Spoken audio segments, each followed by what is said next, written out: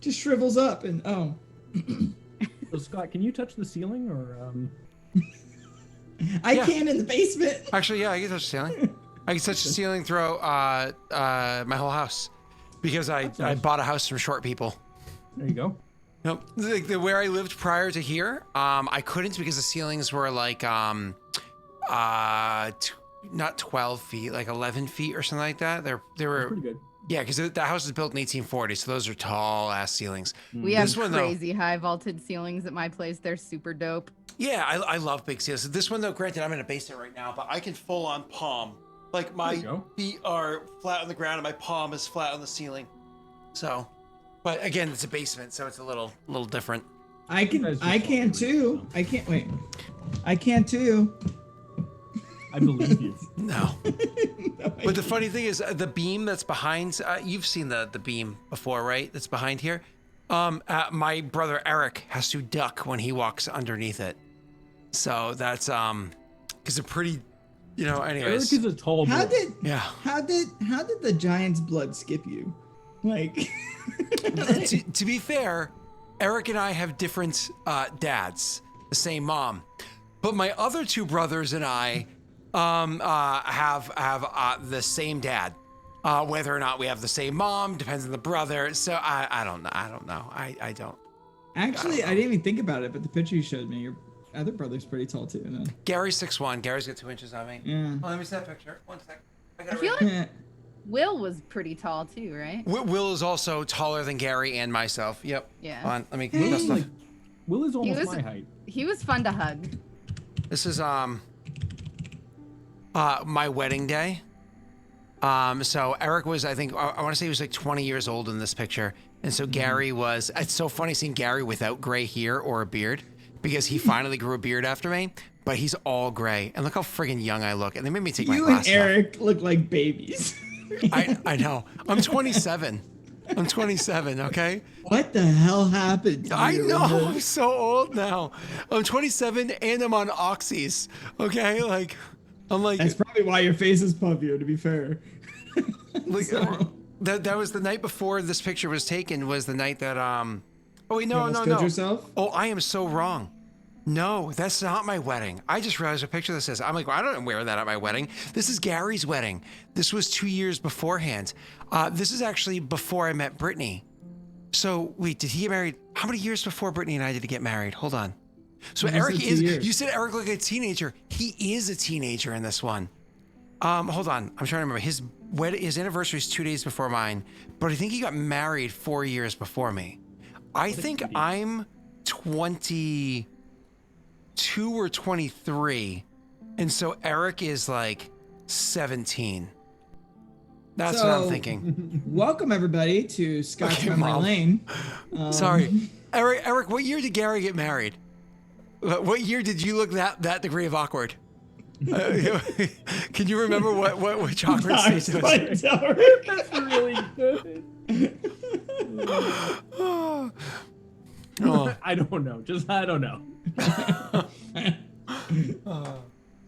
Anyways, make me chuckle. So yeah, where were we? Oh, the frames are off again because I had to restart everything. So, Doxy, you went and you found everything that you needed to find to be successful. You more or less are the MVP here, but I think we already knew that. Cool. You're the MVP here. We got tickets to the theater. So I kind of want to pull in with your characters meeting up. So Doxy, your character now has already been changed. You know what I mean? You're already appropriately dressed. You, of course, have the appropriate, very fancy, but also weather-conscious boots on at the moment, as well as a, again, fancy but weather-conscious accoutrement or accessory. That's the girl word.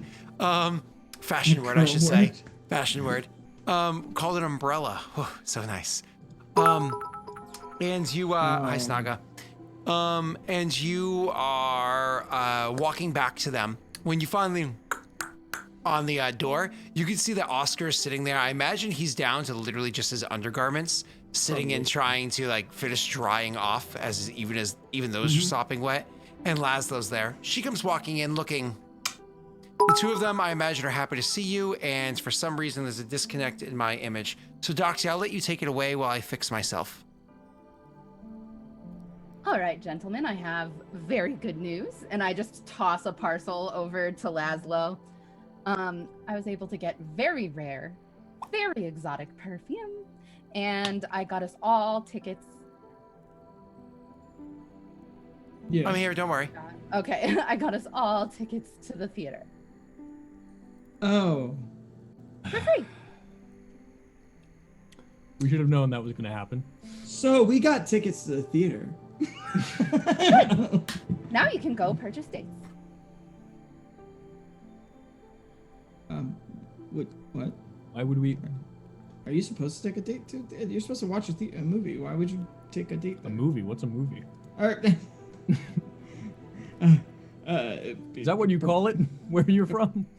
Yes, Eustace is very advanced. Okay. These are, can we sell these? No. We were told No, explicitly you will that go get dates. we were But- told explicitly we can't sell these tickets, and they're also in a box probably different than the one that you got. And our So names then are you will assigned sit to them. separately. Our names assigned to them.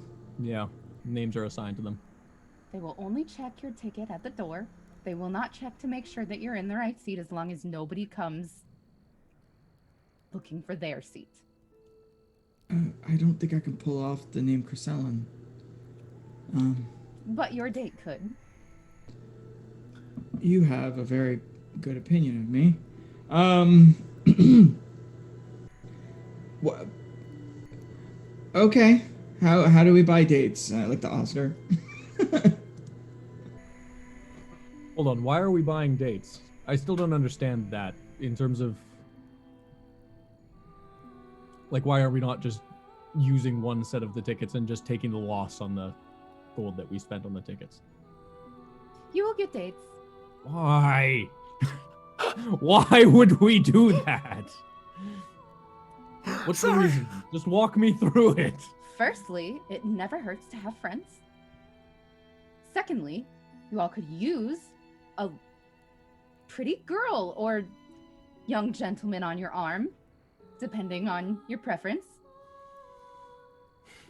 Can I just date Oscar then? Like, do we have to have new people?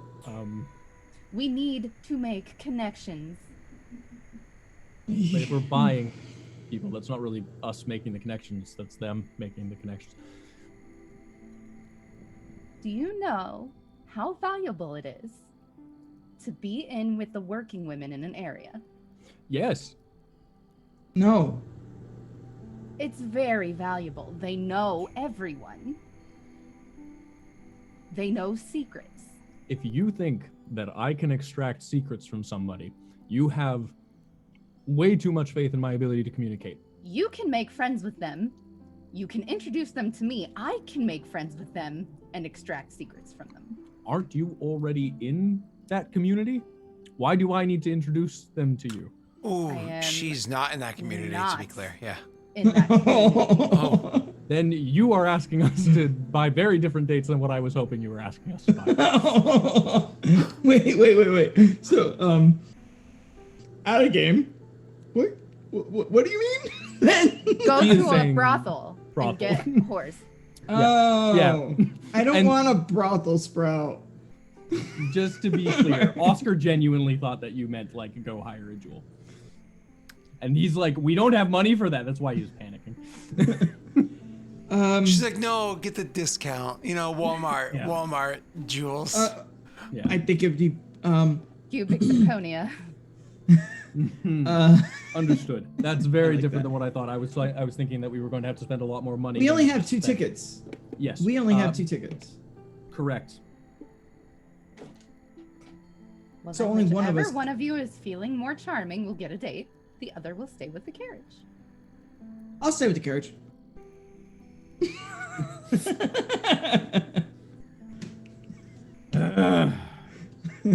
I will cheat with magic if I have to.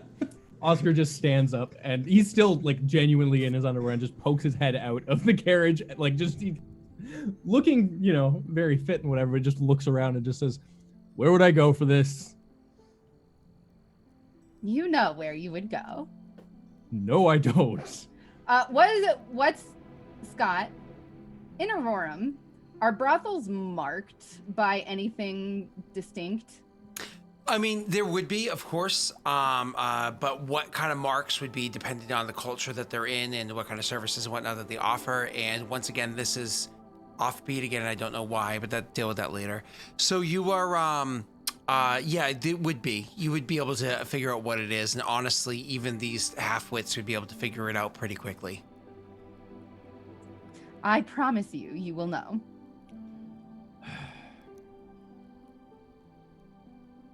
How much does this usually cost? Let's go. I'll afford pay. I'll pay. Let's go. No. I mean, I can pay. That's not the problem. The problem is I just want to know how much it costs usually, so I know I'm not getting ripped off. I don't know their figures. I've never purchased one. Fair enough. Neither have I, which is why I don't know. I know their figures. Very nice. Why does this outfit has puffy? This outfit has puffy shoulders. Why? It's fancy. It is quite fancy. Looks like a child's outfit. Dude, wait, I don't need to wear it. That's the Never fashion. mind. You'll need it for the gala tomorrow. Oh, Hey, does it fit excellent. all right? It's a little loose. Yes, just a little.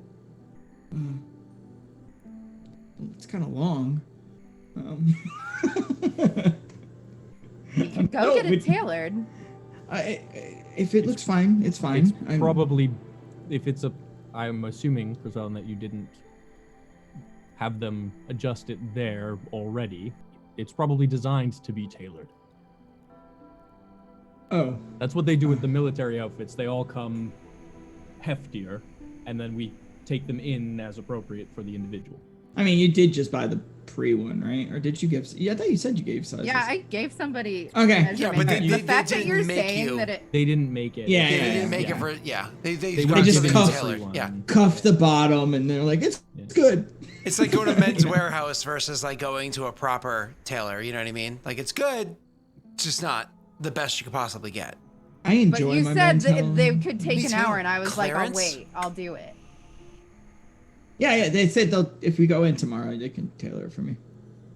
Don't they need the person Like to it tailor would take an hour to have the person. No, there. because I gave your measurements. Oh, okay. Depends It on fits the place fine. too. It fits great. Yeah. There you go. Sure. All right. Well, good Well, luck. I guess I'm going to find a date. Name Chris Ellen. I'll give you the tickets. Thank you. Yeah. Oh, I should put clothes on. Yeah, What's that, darling? You I'll can be call sporting. me Chris Ellen. You can call me Barbara. You can call me Trini, whatever you like.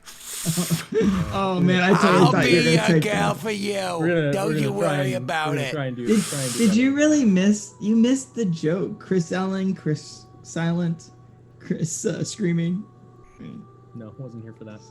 yelling. Yeah, Chris funny. is yelling. I get it. Uh, Ha ha!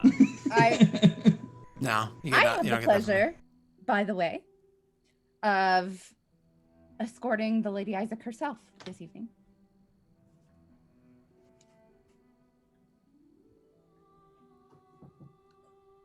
They don't react. They're just like, meh. Apparently. Yeah, they don't give a shit. How did you do that? Wait, Sorry, are we supposed to be? Are we supposed to be surprised by that?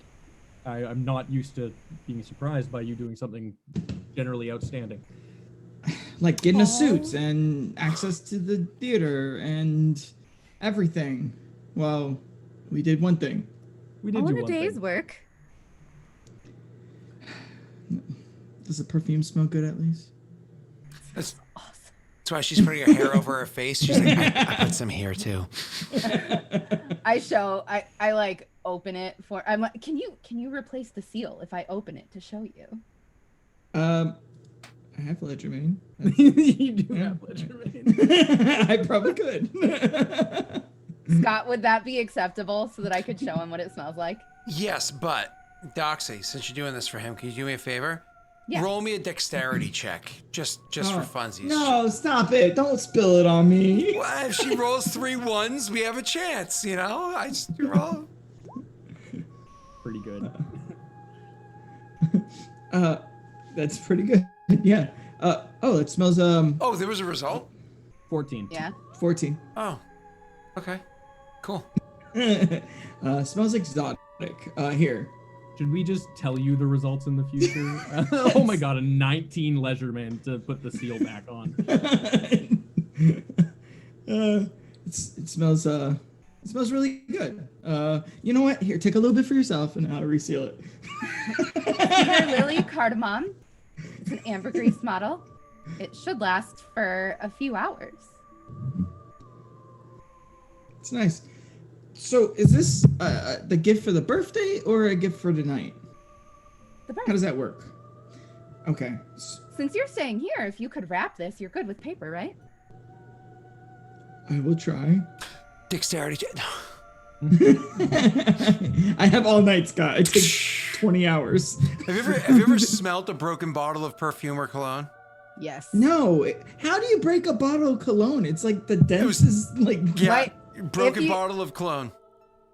If you drop it at the right angle, it will fucking crack open, and it is Listen, rough. think of our age, okay?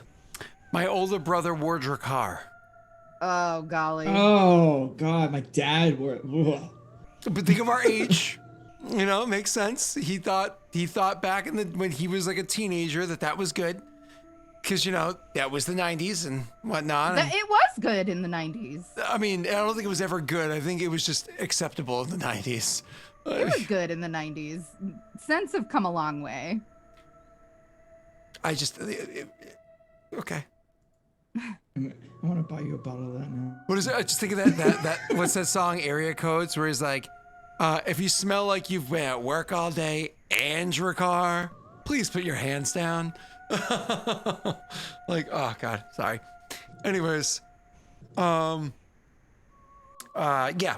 So yeah, you Doxy are able to go to the theater this evening with no problems. You're just gonna spend your last little bit of time getting yourself prepared, and then of course going appropriately early to go and meet your date at her place, because you're not going to just have her show up by herself. That would be awful. Right. Just to sum up the two of them, then we're gonna do the more interesting thing, which is you usually. The two of you, could you just go ahead and roll me communications checks to try to find yourselves some dates? Oh, sorry, just we me. just you. Yeah. Sorry, communications checks to find, and don't bring him with you. Yeah, No. We're looking for a I'll drive. girl. I'll drive the cart. So that she isn't wet or anything. She isn't rained on. Oh hell yeah. So that, you know, she's nice and cleaned up for her date. Are we taking her in our cart? I don't think so. She's a rich freaking. She way has her richer own than cart. me. Wow. Yeah.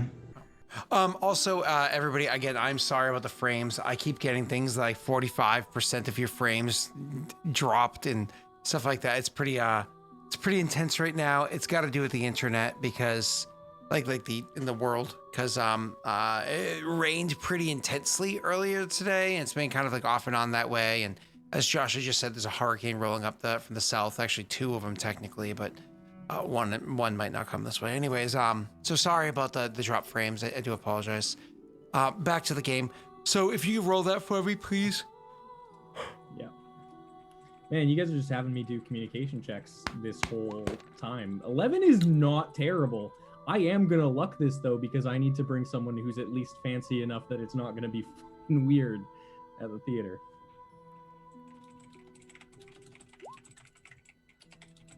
Nope. No luck. I'm just confirming that I didn't miss somebody saying that you got luck. Hold on. Yeah, no luck. No luck. No dice.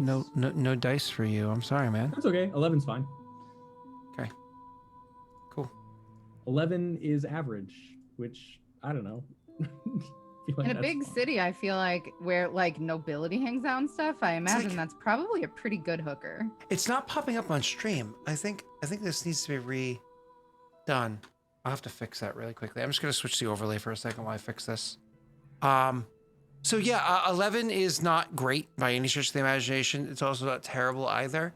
So That's yeah, average. yeah, you're able to find yourself a date, but it's one of those things where like even though you are able to get yourself a date, it's not one that Chris Ellen would be proud of you for having be able to scrounge up. Is this Firefox just frozen? What's So- going on? Here's the other thing, Scott. I would like Oscar would probably go to like not a brothel first. He would probably go to a tavern and try and just like actually meet someone organically that way and pick someone up that way. Firefox is forcing me to get updates right now. Unfortunately, I'm so sorry. So go ahead. Chrome works better with Roll20 right now anyway. For Chrome to work with Roll20 to pull it as an image, you have to turn off your advanced whatever it's called, Hardware acceleration. Yeah. which not you really. want for things other than Roll20 when you're kind of like using Chrome, and that's my primary browser. For me personally, it's my primary browser. But you're probably right. It's just not worth it in the long run for me. Fair enough. You know, if I could do that, and correct me if I'm wrong, actually, you might know this, Doctor, or anybody else. You might be able to do that device specific, turn off the acceleration, but I'm pretty sure it's actually user settings. So when you turn it I off think for it's one. user It settings. is Yeah. user settings. Okay. So either way, back to where we were. Yeah. Um, So I- Oscar would go to a tavern first rather than going to a brothel because he doesn't necessarily want to actually buy it. Like he just wants to meet someone who'd actually enjoy talking with for the night. Basically, is what he's trying to do. He's not like this is the thing. He's not actually going to like buy a or like go and get like buy a date. He wants to go and just like actually get a date and meet somebody.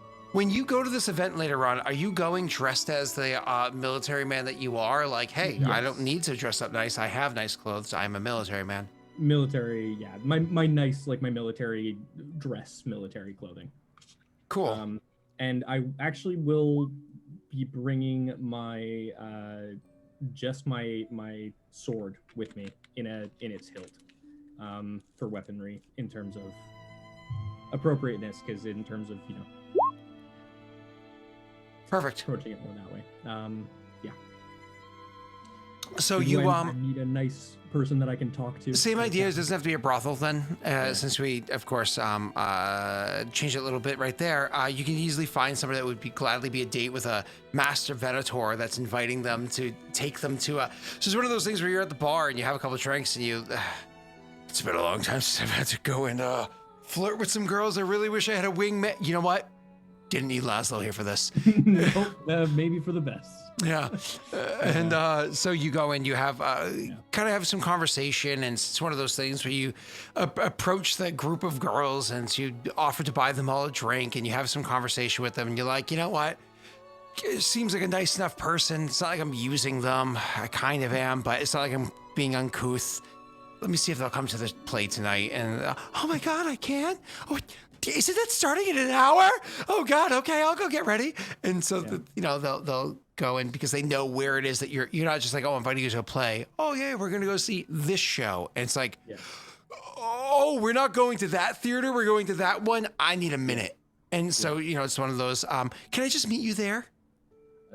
If you'd prefer, of course. But if you'd like, I can escort you. That's not a problem. Correct. It's fine, whatever, but she would prefer to meet you at the location, so not escort. Yeah. Yeah. It's like, I think I'm going to need a little extra time. No problem at all. And so, Yeah. So- I'll just go and wait, basically. yep. So you can play the what's his face game. So we'll go to Doxy for a minute before we come back to both you guys going to the theater. Doxy, you have Laszlo. Oh, got a cute boy. Be the driver for the coach, leading you over towards this woman's estate. When you head to her estate, you can imagine it is massive looking mansion. Now, it's not like it's a palace or a castle or anything like that. It's a very nice looking mansion over in a district that has multiple nice mansions. This is similar to how I was describing Brintel before, which is like a neighborhood that has like just really, really fancy abodes inside of it. This happens to be one of those, but hers is by far one of the nicest. You know, huge stretching driveway that leads up to it, so the coach leads you practically to the front door. The front door, where it comes down, does have columns set out with a nice, roof overhead that's going to displace all but like a couple steps from what your driver will just hold an umbrella. Okay, your driver will get on stairs and then hold an umbrella for you so that you can not get wet going those 2 or 3 steps between the carriage itself and the entrance. And so he leads you up to this huge, massive, beautiful home that they have, where you kind of like, as you're walking up, as you pull up the carriage itself, the person will open the door and let you out, and you go walking in. You're of course invited into the house, into the home, where you're asked to wait for just a couple of minutes as she finishes bringing herself down. The grand foyer there, you can imagine, is, again, just beautiful. The artwork that they have going around it. It's funny, actually, because you yourself, because of your upbringing, are a bit of an art appreciator and not quite a connoisseur. It's not your focus. But you know, it's one of those things like in real life. Doxy herself very well may never have studied art, but if she saw like a Van Gogh or a Dali or something like that, she could probably identify big artists like that. Chris Ellen to that within this world, which is far more rare. Do me a favor, go ahead and roll me in a culture check. I think this is intelligence, cultural lore check.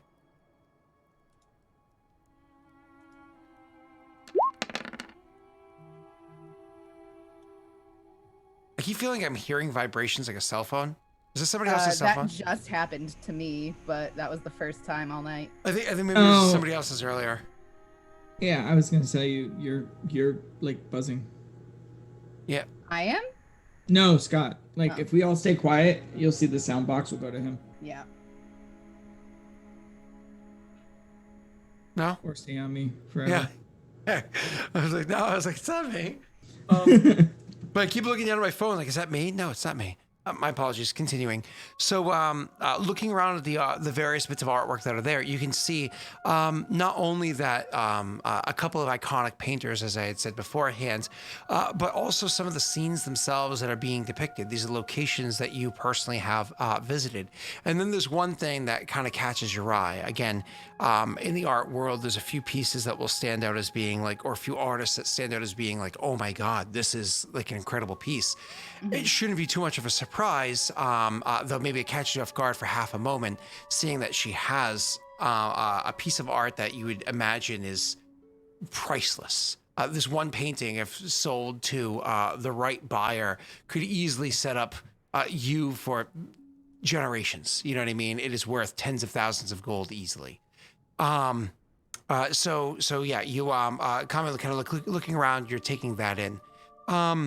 Probably one of the nicest things that you realize about all these paintings of locations is that while they are of places in Ascaria mostly, there are places in Ascaria that are have historical importance to them, that are viewed upon in a positive light. Like perhaps it's an image of an area where it's said that an old lover's tale would have taken place, or it's an image of an area where it's said that an old wizard would have found peace in his after a life of journey.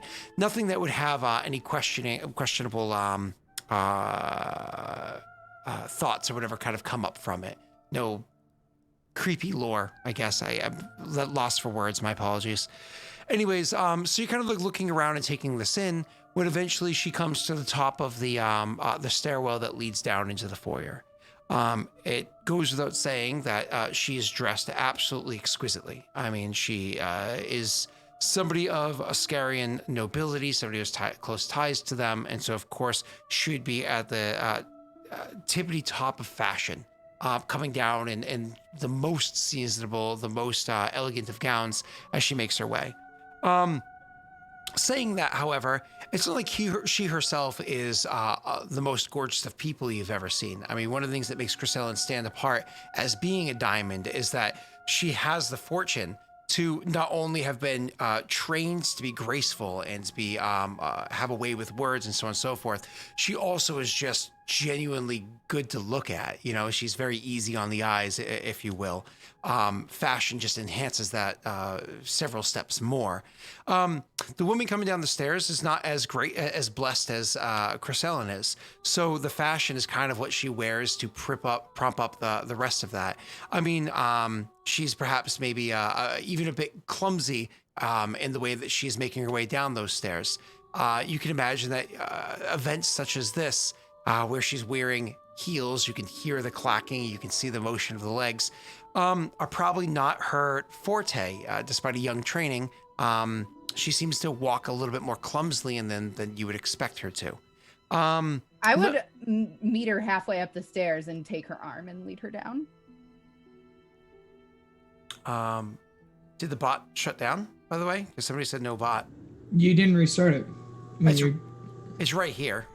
It just needs to, Yeah. I guess. No, usually I don't. Usually I can shut down my computer, turn my computer back on. There's no problems whatsoever. Yeah, if you reopen it, then yes, it'll re-log in. But if you cut the internet, well, it was already open, right? No, I can like fully shut down my. It doesn't matter. I'll just redo it right now for the bot. So I'm sorry. You noticing this? Go, instead of allowing her to walk the full way down, try to go up the steps to be gracious and I suppose spare her of the what could be considered humiliating. Go ahead and roll me. I believe etiquette is a communications check. Let's just double check that. You might have a focus on it. You might not. It is. It is. It Okay, is. thank you. Yeah.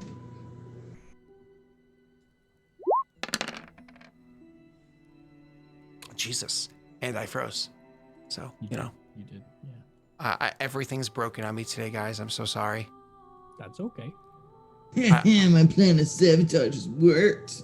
You stepped Josh! into my trap card. What were you doing? What were you doing? He came in. I saw him slip a USB in, and I was like, "Hey, baby," and he was like, "No, it's just a virus." Hey, So, baby. Josh, you're not gonna be able to spy on me. I cover all my cameras when I'm not live. You should know that. Come on now. So if you don't, you will soon. So you Doxy, you walk up there, and it's not just the fact that you walked up there, it's the way that you walk up there, the way you look up at her, the smile that you give as you approach, and even the opening line, which I'll allow you to deliver as you make your way up. It hits home in such a perfect way that it's seen to be not only disarming, but also just genuinely kind. You know what I mean? And pulling no attention to the fact that she's having that struggle as she's walking. Go ahead. I would just say, that's an arm I can't wait to be on. She takes your arm and she looks at you and she gives you a bit of a pleasant smile. You're not too far off in age. I believe Cressellin is in her late 20s. She's 28. Yeah, she's in about her mid 30s. So she's probably about 35, 36 years old. And again, she's a human. So the fact that she's of this age and She's Oscar's age. of this age and unwed is a little unusual considering her station in life, but her station in the world, but not the end of the world by any stretch of the imagination. So when you take your arm, you say that, she gives you a kind look, looks at you and says, "I'm terribly sorry, but I don't believe we've met. I did hear that my date would be getting replaced this evening. Unfortunate what happened to her." She fell under the weather, but no fear. In her stead, they sent Cressellin of Ascaria. Cressellin. And she thinks for a moment, and she looks at you and says, "Of Ascaria or of Amulta?" Born of Amulta, raised in Ascaria. Huh. It's funny that it should be you that's my date this evening, considering it was I that had requested your audience at the, before the Queen before. Your reputation precedes you, and now I have the opportunity to witness it firsthand. The pleasure's all mine. And so she finishes walking. That kind of conversation happens as she walks down the stairs with you. It's one of those things where you can feel the slight pressure, much like if you're walking a grandmother across a hall, the slight pressure in your arm where she uses you for just a bit of balance here and there. Mm-hmm. And gets to the bottom of the stairs without making any more note or anything of it. Once you're on level grounds, the good news is it's level grounds. The bad news is there's no more railing for her to hold on to at the other hand. She says, are you a fan of the theater? Aye, quite. I've seen, and then I list several very good plays that I've seen and very good troupes that I've seen. Sure. So you list out a couple of them. Again, with that same etiquette roll that you rolled before, in cultural lore that you rolled before, that's perfectly fine to say that you are easily able to convey and kind of like mention things based off her taste in art, ones that she'd be interested in. And I would point to the painting and say, "This is a lovely piece, by the way. Is it such and such artist?" Yeah, and she would actually smile and say, "A keen eye. Is it true that all diamonds are trained as such, or is it just the more, well, I suppose, or is it true that all diamonds are trained this way, or just the flawless ones?" Each diamond shines brightly in their own unique way. She nods, and she starts, instead of going immediately outside, she starts walking along the other paintings with you and says, "Which one? Well, perhaps you haven't had a moment to see them all. Feel free to take one if you'd like. But which is your favorite?" I couldn't possibly. Please. I'm traveling by carriage. I think It would be a travesty to take one of these on a carriage. Oh my god, take it. No, just take it. Roll a perception empathy check. I'm being genuinely kind right now. Like, it would just be a waste for this lady. An empathy? Yep. What did she just offer to give a painting? Tens of thousands of gold. As you say that, it's one of those things where you realize as you say that is not what she meant. She was making conversation with you, but you realize it as you're saying it, but before she reacts, giving you a moment to try to recover if you wanted to, because you got a 15. That's a really good roll. Just to clarify then, because I think I misunderstood as well. What was she saying? She was more or less making conversation, like, "Oh, which one's your favorite?" As opposed to, "Oh, would you like one?" You literally said pick. Yeah, you said take one if you like. Yeah, you did say take one if you like, which is why I'm like... Oh, maybe I cut out for a second. I said take a moment if you'd like. Oh, okay. Oh. That Yeah. you definitely cut out. That Yeah. makes a lot more sense. Oh my take a moment goodness. if I you'd was like. All right, let's... Again, Can we I'm seeing my rewind and pretend frames. that didn't happen Okay. because Chrisellen would not make that faux pas. I was again 57%. I'm like, oh my god, my frames are dropping. I haven't had this happen to me in, god damn it, a year. So I'm sorry. It's weather. So yeah. So take it back a second. So you understand that she was being conversational. Well, gladly. Can you describe the subject matter of a few, and I'll choose one? Yeah, sure. So like I said, one of them was like a location where a couple of lovers had met before. One was, like, as I said, like the wizard had come to a close of his long life adventure and research and so on and so forth. But then you also have another one that it's like a beautiful landscape of the area that would have been the capital of Ascaria prior to the first bricks of the foundation of that capital being laid. So it's a artist's rendition of what they believe the landscape would have looked like long before their life ever came into being. And for a final example, you can see one where it's a really good depiction of sunrise over the river that leads into Ascaria. But the image is, again, looking towards Ascaria as opposed to towards any other border. Sure. I would indicate that one and the other one and be like, oh, I'm familiar with these due to geography and history lessons, but I'm drawn to the wizard. She'll, as you say that, kind of like gesturing to it for somewhat across the room, she'll turn and like walk over towards that painting before you, and then she'll say, really? I always thought this one was a bit of an oddity in the collection. Why this? I guess it stands out. It speaks to me. She stops and regards it for a couple of moments. It's one of those moments too, where you, again, as the two of you are standing there and just staring at the painting, a full like 45 seconds, minute passes as you're doing so, and you're both able to just enjoy the silence. Crisellin's a very perceptive person. She knows how to silently sit in the moment, but also early in her meeting with her counterparts, be perceptive of them. Be like, okay, I need to always be at one step ahead. Let her enjoy the moment, and let me use this to analyze my target, I suppose. You spend a couple of moments, and as you're sitting there, you can kind of like, breathe in, kind of like a nice, easy, but deep breath. And you can smell the fragrance that she has on her. This is along the similar lines of the perfume that you had purchased earlier this day. It's on point for what her taste would be. You can feel the way that she's kind of like holding onto your arm and leaning in, that she actually feels comfortable literally on this side of you. You know which seat to sit in if you are the one to take the seat first when you get to the theater. And, just things like that, these little notes that you pick up, you're going to have to kind of like lean on as you continue with this evening's date. After it ends, after like that time passes, she does like a quick little, He's an oddity in the collection. I was honestly contemplating removing it and replacing it with something else that better suited the rest of them around. Great painting, and please, in and of itself. Did you like it because it stood out different from the rest, or do you think another one better? Now that you mention that it's not as cohesive with the others, I do think that you ought to move it, but move it to somewhere within the manor, personally.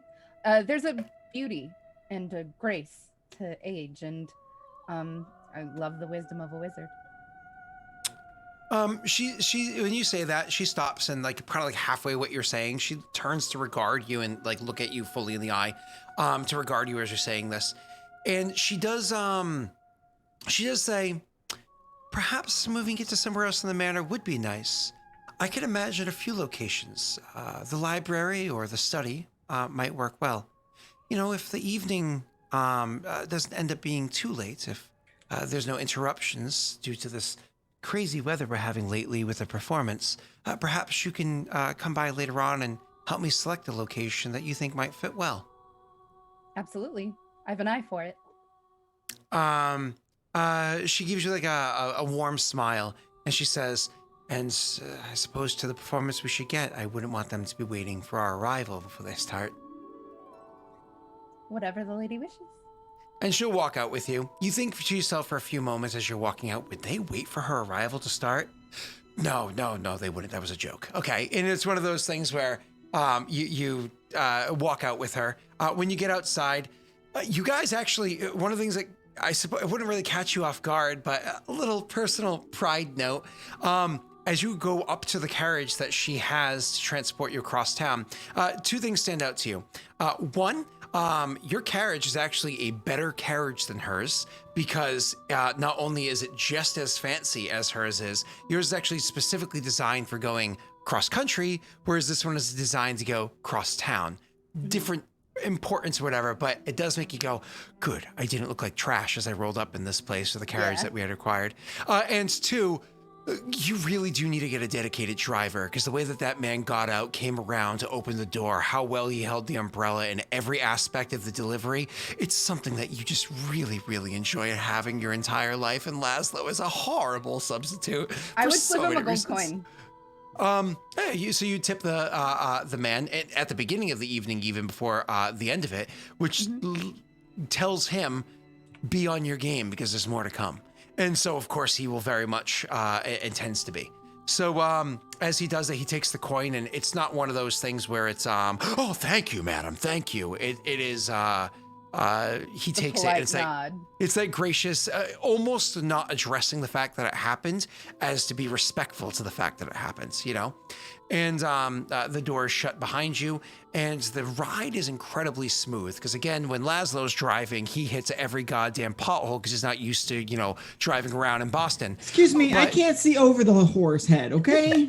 God. Steering wheel, same difference. Just a quick note, Lady Isaac would catch me admiring her a few times. Just like, wowee. Okay. That's a lady. Do me a favor, because obviously what you're doing right there is you're intentionally trying to flirt.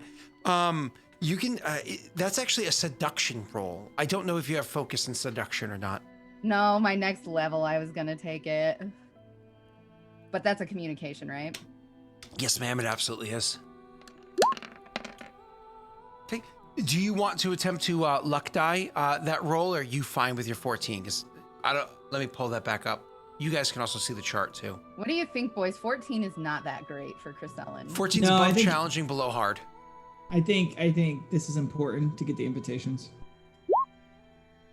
Okay, so it's down to 18 baby. now. All right. Jeez. Wow. Oh Okay. my. That is formidable. Oh God, no. What's the name of that Pokemon The with lady the big looks tongue? over and Chrisellen's just like, Oh God. Oh God. Okay. Fuck it. Luck it. Oh. Look, it's gonna be a motto by the end of this season. I'm not. No, it was already used in another campaign. It's the motto. We did it. What's the matter? What's the matter with you? No. So What's the motto with you? beautiful. What is the name of that Pokemon, by the way, with the big huge tongue? It's Lickitung. Is it really? It is, yeah. But some of their names are so bad.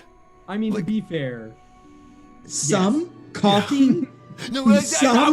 was just gonna use the example. I loved coughing, like, and wheezing. Like, to me, those were really good. they're But puns. That's Lickitung. why you like them, because they're puns. But Lickitung is not a pun. That's just, I don't know. Well, Anyways. it's an instruction. So Yeah, you lick his tongue. you That's lick it. a tongue. You and grab his tongue and you're just like, You give it a good old lick. I don't see what the problem is. That's My how you evolve them. you're so weird, Scott. My instinct just then was to lick the microphone. Then I decided not to do that because I'm looking at it going, I need to find out how to clean these things because it's linty. Yeah, you lick it. Oh man, that's a bit of lint right there. Moving on. So yeah, you Doxy. So the way that you look at her, it's the occasional looks that you give, the ones that she can kind of catch out of the corner of her eye, or the way that you look at her as you're maintaining conversation. It's just I one want of her those to feel things where- beautiful. Exactly. And I think part of it too is it's when you're having conversation with her, it's one of those things where as you're giving that full eye contact in the middle of conversation, as conversations go in person as opposed to over Zoom or whatever, more often than not you maintain a lot of strong eye contact, sure, but you have those moments you kind of like look away and then you come back and maintain the eye contact again. She kind of sees that as those moments happen, as she kind of snaps back, she notices that you're like catching maybe like the curve of the neck or how the jaw sits and stuff like that. You're not being so crass as to be like, nice titties. You know what I Right. mean? It's something where you're appreciating just like the beauty of who she is or the elegance of how she moves. And it very much gives that impression. And you can actually see at some points that when you're having that conversation, she almost seems to like stumble over her words here and there. She's kind of like caught off guard where she notices, but she plays it off so well where she doesn't bring too much attention beyond that. And then getting back to what she's saying. But she's kind of standing. My apologies. She's kind of standing. Standing. Like, ooh, on the inside. Oh yeah. It's definitely one of those things where it's she's not shying away. She's not. It's just it's catching her off guard, but not in a bad way. Like oh, this is nice. It's like it's nice to be appreciated. You know what I mean? And we all as people feel that way. Not Josh. Josh likes when he stepped on with heels. He's one of those, strap me up and torture me, baby. He's one of. It's cool. It's cool. When you're married long enough. Yeah. So You know what I mean? I'm surprised you don't know the word standing. I'm just surprised. I don't know. It's something you would know. like It's a simp, reference. but for bros. It's a reference. No, there's more it's dignity in standing than simping. Yeah, but it's a reference to the Eminem song from I think the year 2000 that's just called Stan, which is about a #1 fan. Oh, okay, that's Yeah. funny because Yeah. I know that song obviously Yeah, that's and why the I was. sequel. Yeah, It's a great that's song. why I was like, I'm surprised you don't know this term because that's where it comes from. To be fair though, I also learned what simping is live on Lost Initiative one time. So that means within the last 3 years. Yeah, I think. fair point. Yeah. Fair point. Yeah, Alright. probably with Doxy. She's probably the one that taught me the word when she was on Star Wars before. So let's be honest. So When Scott heard meme, he probably thought Drew Carey show.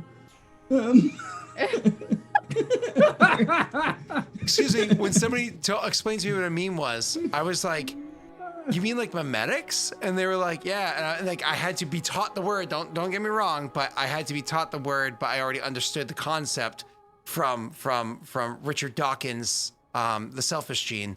So I had to like reverse learn it, which is funny. Anyways, moving on. I did tell you that I had to explain to Brittany's mother what memes were when I was on vacation, right? I feel like you did tell us about that. Okay, cool. I did. Moving on. So, Kinky Kajinxie.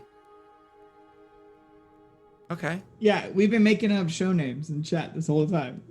I wasn't looking. So, There's quite a few good ones. when you guys finally get to the show, one of the things that you notice, Doxy, is that conversation with her is extremely easy for a layer of reasons. One, the two of you genuinely have respect for one another. Two, the two of you understand fully Ascarian etiquette. Oh, Jesus Christ, why does my camera keep doing that? It's Zoom that's doing it to me, by the way, not my computer. Ascaria has etiquette protocol. Both of you can easily follow that. And then three, Doxy, the fact that both of you are being raised Amultese and Ascaria allows you to like really be able to blend the conversation easily between the two of you. It's almost like you feel like your characters were designed to have conversation with one another. You know what I mean? Yeah. It very much gets that impression. So by the time you get to the show and the wagon stops and the door opens, you didn't even realize that the wagon came to the carriage, came to a stop. And then the door opens, it's almost one of those like, oh no, this means how our easy, fun, comfortable conversation is going to be very much directed moving forward. Okay, I guess we'll do that. And so you get out of the carriage and you're walked to the big overhang area that exists to once again save you from the weather as you then started to be led into the theater. One of the things that you notice is on the way in, I would say, can I just say, Lady Isaac, the show hasn't even begun yet and I'm already having such a fantastic time.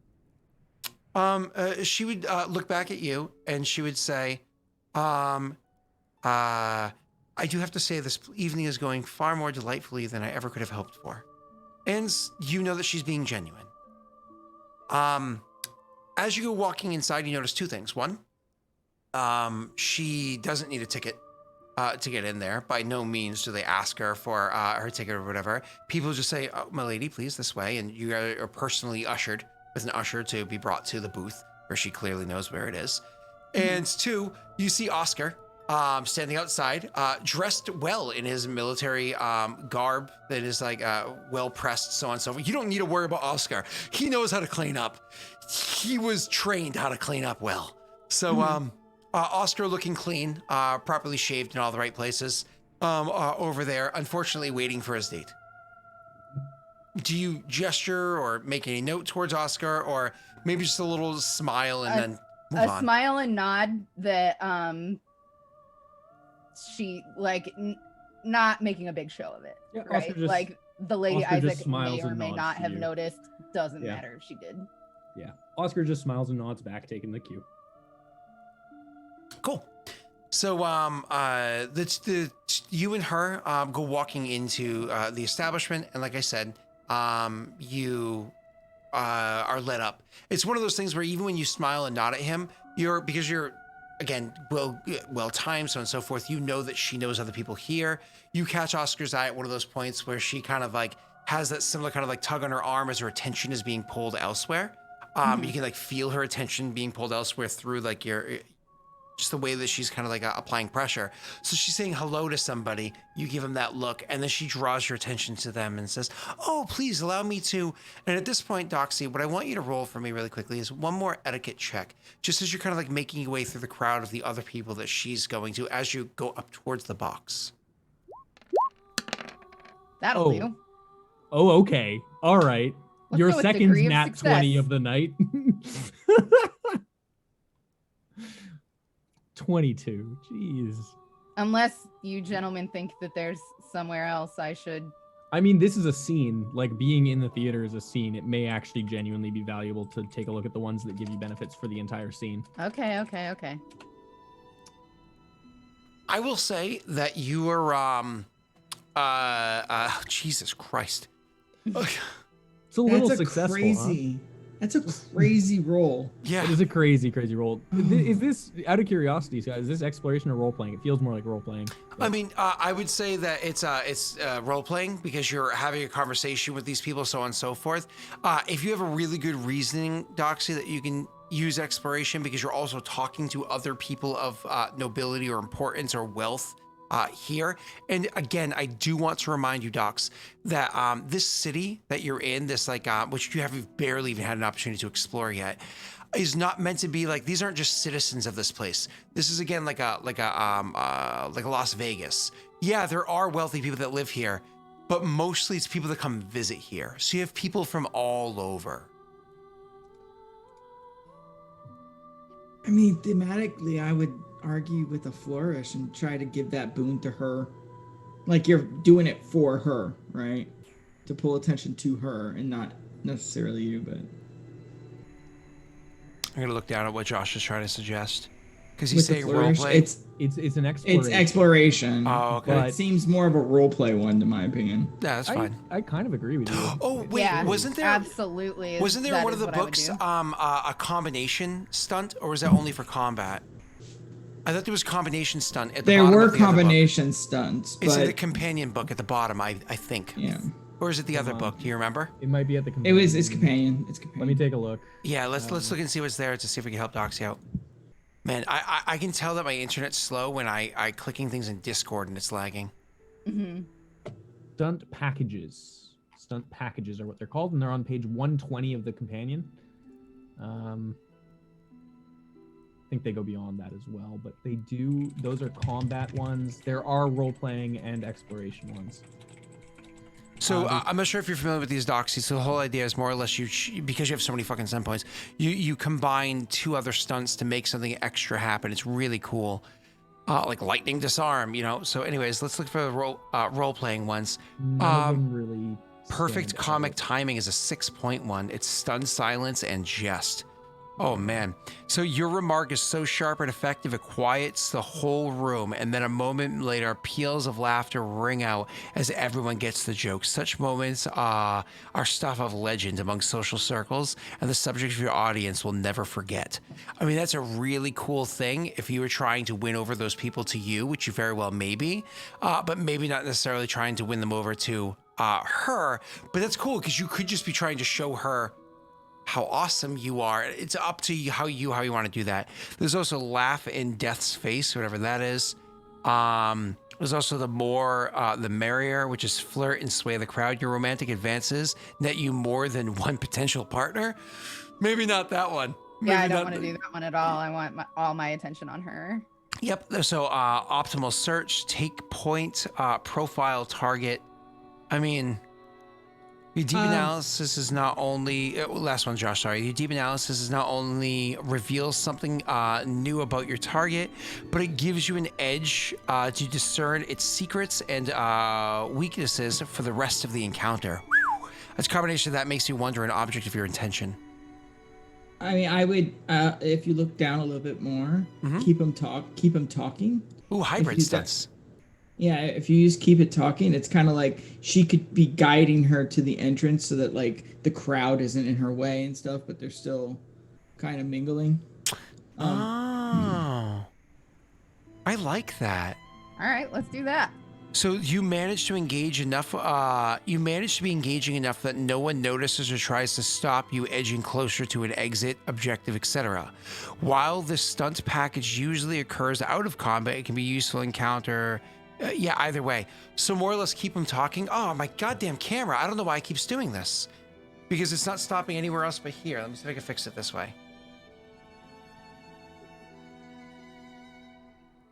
I swear everything is breaking down on me technologically at the moment. It's so frustrating. I don't know did if not it's happen you, yesterday. Like, I don't know if it's only you though. Yeah. 'Cause I think Twitch is having issues too. Because Well, you're my not camera's slowing gonna be down to local. us. My Yeah, camera's but gonna you're go- like, you're not slowing down to us. Yeah. And they're saying in chat that you're like, we're going very slow. Mm-hmm. So I don't know.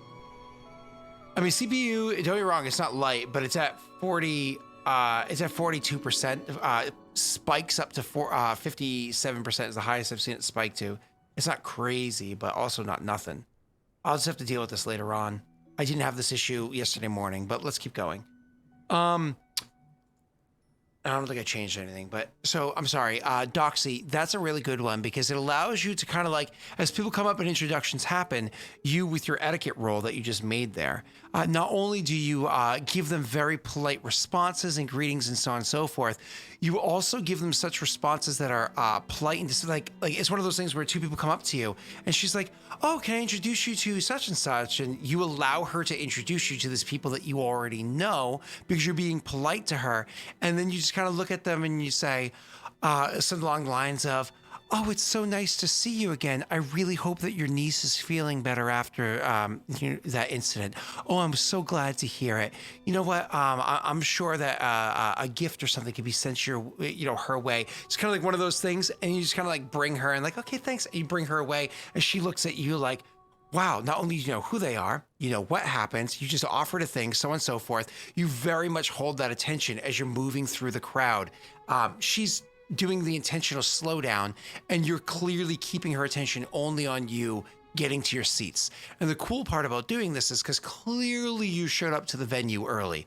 Why wouldn't you show up to the venue early? That's what you do. You get to the seats so early that these are, again, box seats that are owned by her. There's, again, the box seats are meant to be 4 people, as was mentioned earlier at the box office. You get there before the other 2 people are there. You get there so long before the other 2 people are there, it gives you full-blown privacy again to kind of continue that conversation. And in picking that up, Dox, I kind of want to throw it to you because then you like role-playing Cressellen. How would she kind of pick up that RP again once you get to the seat? And even just first walking in and seeing the view and how close to the stage you are. I have seen many shows by many good troops. I don't think I've ever had seats this good in a theater this dazzling. She would walk over towards the edge of the box to where you'd be able to look out. And she does kind of like lean over a little bit, like, you know, hands go on it, go out wide. She leans over a little bit, looking out, and she does say, many a play, many a performance have I seen from these seats. It is more home to me than any bed that I've ever rested my head upon, whether it be in Heplon or afar. I have to say that the peace of mind that you can have while enjoying a performance, the amount of work, dedication that goes. Did you know that before they do a premiere performance here in Hecatsia, before they do their premiere performance in this theater here in Hecatsia, they will do 12 rehearsals. 12 rehearsals every time. That's incredible amount of dedication just to make sure that their first show is perfect. That's very many hours. It's intense work. Full dress, full garb, full everything, as though they were an audience. And imagine that. Imagine putting so much effort into delivering those lines, into weeping on command at the appropriate time, to no laughter, to no clapping, to no gasps by the audience, just the echoing silence of a room. How much that must weigh down on you. And then they turn that around and deliver some of those beautiful performances. The company that's doing their performance tonight, they haven't been this way in near a decade's time. I expect it to be an incredible show. I don't mean to wish ill on people, but I am awfully glad that your date had to cancel this evening. I'm feeling quite lucky. She will look at you and say, I think this evening is, again, going quite well. Please, if you've never had an opportunity to see such a performance from these seats, what would be where would you like to be seated? Like, more or less, take your pick. I would keep in mind how she was comfortable with me on one side of her and choose the appropriate seat according to that information. Which, funny enough, because obviously we choose the front of the, the seating and whatnot, that would specifically place her in the spot where she would have the best seat, and you would be the date at the side, and so on and so forth. And she would sit there and say, "This is my cousin's favorite seat, and he was very much looking forward to seeing the show. Perhaps he would have liked it, but I'm not going to deny my date her opportunity." And so she'll gladly take the seat that next to the one that you sat in. And, the two of you are able to kind of fall back into conversation, and it's nice. A little bit later, when her cousin does come in with his dates, he, of course, can understand. And you can pick up pretty easily that he's like, oh, man, early bird, and all that. I would whisper to He her. doesn't I'd deliver say, it like I that. have no problem moving if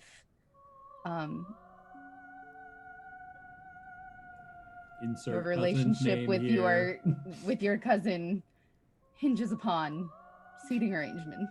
She'd place a hand on your forearm and say, "We're going to enjoy the show."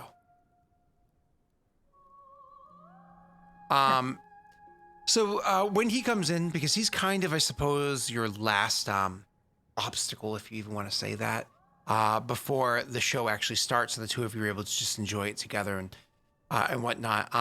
With him coming in and seeing the dates, so on and so forth, you're going to have to try to, if you even care to, sway him or to being kind towards you, or however it is that you want to approach the fact that he's showing up with his dates.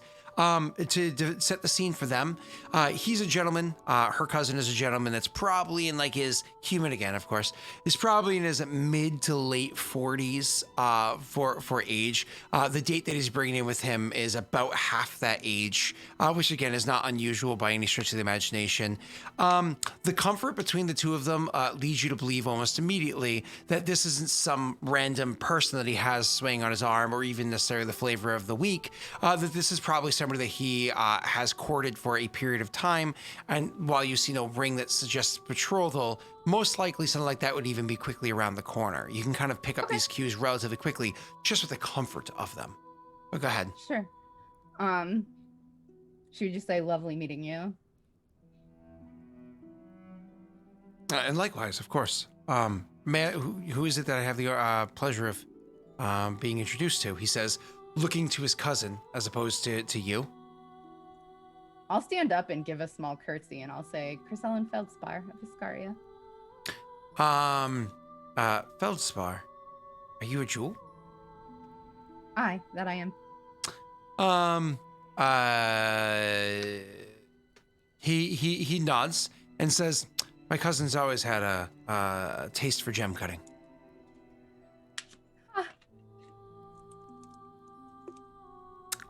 Roll a perception, insight check, whatever it's called. Empathy.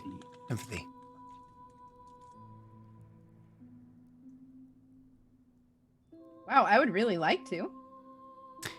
Yeah, internet's being really crazy. Again, sorry for people that are just Can I luck joining. it, My internet guys? is really bad right now. 13's better. That's still better. That's one challenge category up, so that's good. Cool.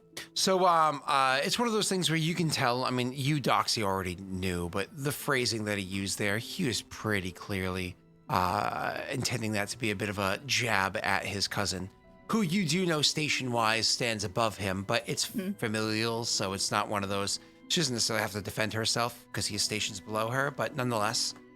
Yeah. Do you respond? She just goes, huh, and looks away from him. So just one of those meant to be like funny joke, bro. Yeah, and Okay. roll her eyes towards her date and shake her head and grab her arm on my arm.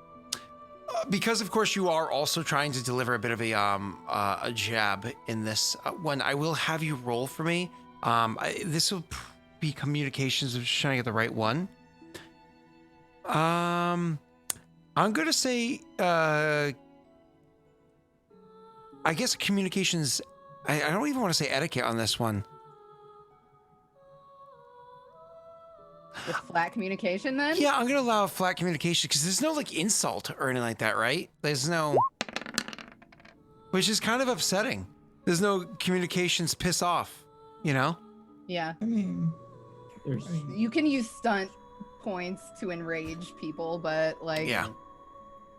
I don't want to piss him off. I just want to brush him off and be like, he clearly doesn't understand the function of the jewels. Yeah. So anyways, yeah, when you deliver your line, you do that to her. You can see that she's a bit, she likes the fact that you've not just allowed it to go to the side, but also you didn't press into it too hard. You acknowledge the fact that you didn't appreciate the statement, but also allowed it to slide by. So, it was that somewhere in between. And when you go and bring your attention back to her, he will come around, sit down with his dates, and of course, the two of them start having their own whispered conversation adjacent to the two of you having your conversation and whatnot. You don't have to worry about continuing from this point. The show will eventually start and things continue to go well. Oscar, back downstairs to you. When you are outside waiting for your date, it's one of those things where you're waiting for bits and the crowd's there and that's not a big deal. And then you're waiting for your date and the crowd thins out and you're waiting for your date and the crowd is meandered their way in and you're outside going, punctuality is something I pride myself with. And I imagine the show is going to be starting at any moment. Where is my date? How do you handle it at this point? Well, first of all, I would go and I would speak to the person at the booth, the ticket booth, again, and just, is it the same gentleman from earlier? Oscar would just approach and just say, excuse me, my date appears to be running a little bit behind. What time, or how much time, should I say, do I have until the show begins? Starts by responding. Actually, do me a quick little favor. Communications check, just flat, is fine. 15. My own. Ooh, Jesus.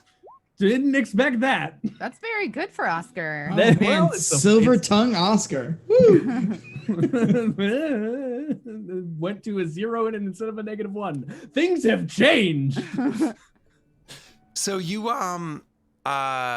you walk up to him and you deliver this line, and he starts responding saying, I know it should be starting shortly. I'm not sure the exact time. You have to check the lights. You're the gentleman from earlier. I Yes. wasn't aware of the fact that you were a Venator. Please, sir, I hope I wasn't offensive when I don't often go out in my military garb. Just attracts too much attention sometimes. I appreciate that you treated me with the exact candor that you would have treated anyone else. Understood. Well, I can inform you that the show will be starting very soon. I don't have an exact countdown. Would you like me to have that? Would you like me to send somebody to get that for you? If you wouldn't mind, that would be very helpful, just so that I know. And he kind of looks out back and just takes a look to see if he sees anyone walking down the street or anything. Unfortunately, you don't yet. Not yet. Yes, just because I'm still going to be waiting. It looks like for more than the 30 seconds that I think would be appropriate at this point. If you don't mind. He nods and says, "Of course, sir. I'll be right back." And it's one of those things where he says "sir" because you can tell age and so on and so forth. He probably served his mandatory 2 years and got out not too long ago, within the past few years. He has that kind of like military life wasn't meant for him, but obviously he served and, so on and so forth. You still get that brainwashing kind of ingrained in that all military people get. So, I'm sorry, Josh. So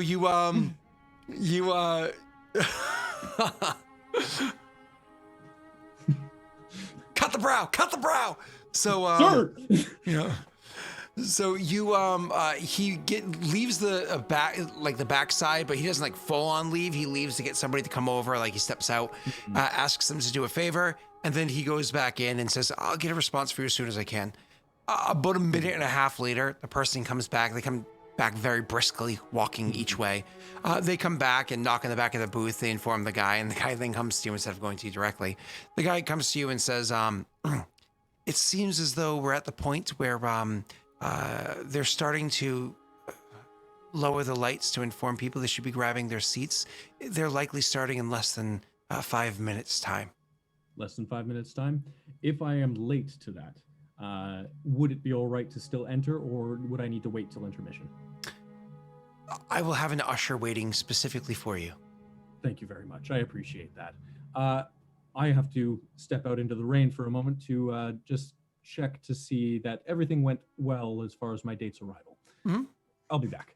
Sure. And he does offer, if you don't already have one, an umbrella for you, which again, understand that we've mentioned umbrellas multiple times this session. They're exceedingly rare. This isn't something that's like like modern day London where everybody's got an umbrella, right? They're a rare device. He wouldn't have one, so he would absolutely take one and say, thank you. I'll return it as soon as I'm back. Okay. And they certainly aren't press a button and it goes, right? It's very much like it's long sticks that you... Manual push and then spread and then up. Yeah, exactly. Yep, I got you. So they're a bit heavy, you know. Yep. Anyways, so yeah, for you, it's fine. Absolutely. Yeah. So I'm going to head down the street kind of towards... just like I'm not gonna leave this stretch of road basically just so I can see both sides, but I'm gonna go down to the intersection down the way, whichever one is closest to start, and just take a look and see if I see anybody fitting the description of my date. Okay, so we never rolled for her hotness. It's true. Oh, should we do that before you go and try to find her? Well, yeah, I mean it might inform how much I try and find her. It was really mean, and I had a really hard time saying that. Wow. Can you pick somebody in chat to roll for hot? Pick a very specific person. Meanie. You know what? Lightning, why don't you go ahead and do it? LD, roll that date. You're my pitcher in Super Mega Baseball 3, so you've been doing really well. And then everyone does it except for Lightning, which is awesome. Thank you. I want to roll. So Steve rolled and Joey got interrupted it. Come on, LD, where you at? There we go. Oh. I trust you no longer at all. Mind you, a 3 is the lowest, okay? 18 size 3 is the lowest. Yeah, that's rough. Yeah. Man. I'm still gonna go look for her, because Oscar is actually just looking for someone with conversation, not with appearance necessarily anyways. So, regardless. Doxy too, apparently. Well, you know. So, where is the nearest street that I can like main roads? I'm looking for main roads that we saw on the way here. Honestly, just roll me an intelligence navigation check if you have it. I don't have it. You based off conversation, you don't know the city at all, but based off the conversation you had with her earlier, how far she was going to take, the bar you were at, you can kind of get a general idea of which way you'd probably have to head to go and find her. So you just do that, of course. Yeah. So you start heading in that direction to go and try to hunt down where this girl may have been. Yeah. Unfortunately, your search in that direction is not going to be a super fast one unless you're like, Scott, I'm giving up after 3 minutes. No, I'm not giving up after 3 minutes because I'm worried that something has happened. This is not anymore about going back to the show. This is more about figuring out, is she okay? Yeah. So as you're running in that direction, unfortunately, of course, as luck would have it, the rain gets heavier and the rain gets heavier and the rain gets heavier and it's just friggin' torrential downpour and it's absolutely miserable. When you finally get to the other, when you finally continue searching down the roads and you see there's like almost nobody around. I mean, actually, you don't see anybody around for a while. You eventually hear like a, oh, damn it, or whatever happening inside of like a, older cities, how they will usually have their door like kind of set in with like a brick or whatever around. So in one of those, I can't remember what those inlets are called. There's a word for it. Alcoves? It's like an alcove, yeah. It is, but I don't remember the term. There's a specific term for it when it's like right in front of a shop, like the alcove in front of like where the door is to a shop. Anyways, those things. I knew when I lived in Portland because they were all the time in Portland. Vestibule? No, doesn't matter. The veranda? Nah, and I don't know. It doesn't matter. We'll look it up later on. So, anyways, Will, you hear kind of like a noise coming from one of those. It's clearly somebody's trying to hide from the rain. Investigating just because you're like, I don't know, it's a voice. At least it's a person. I haven't seen anybody in a minute.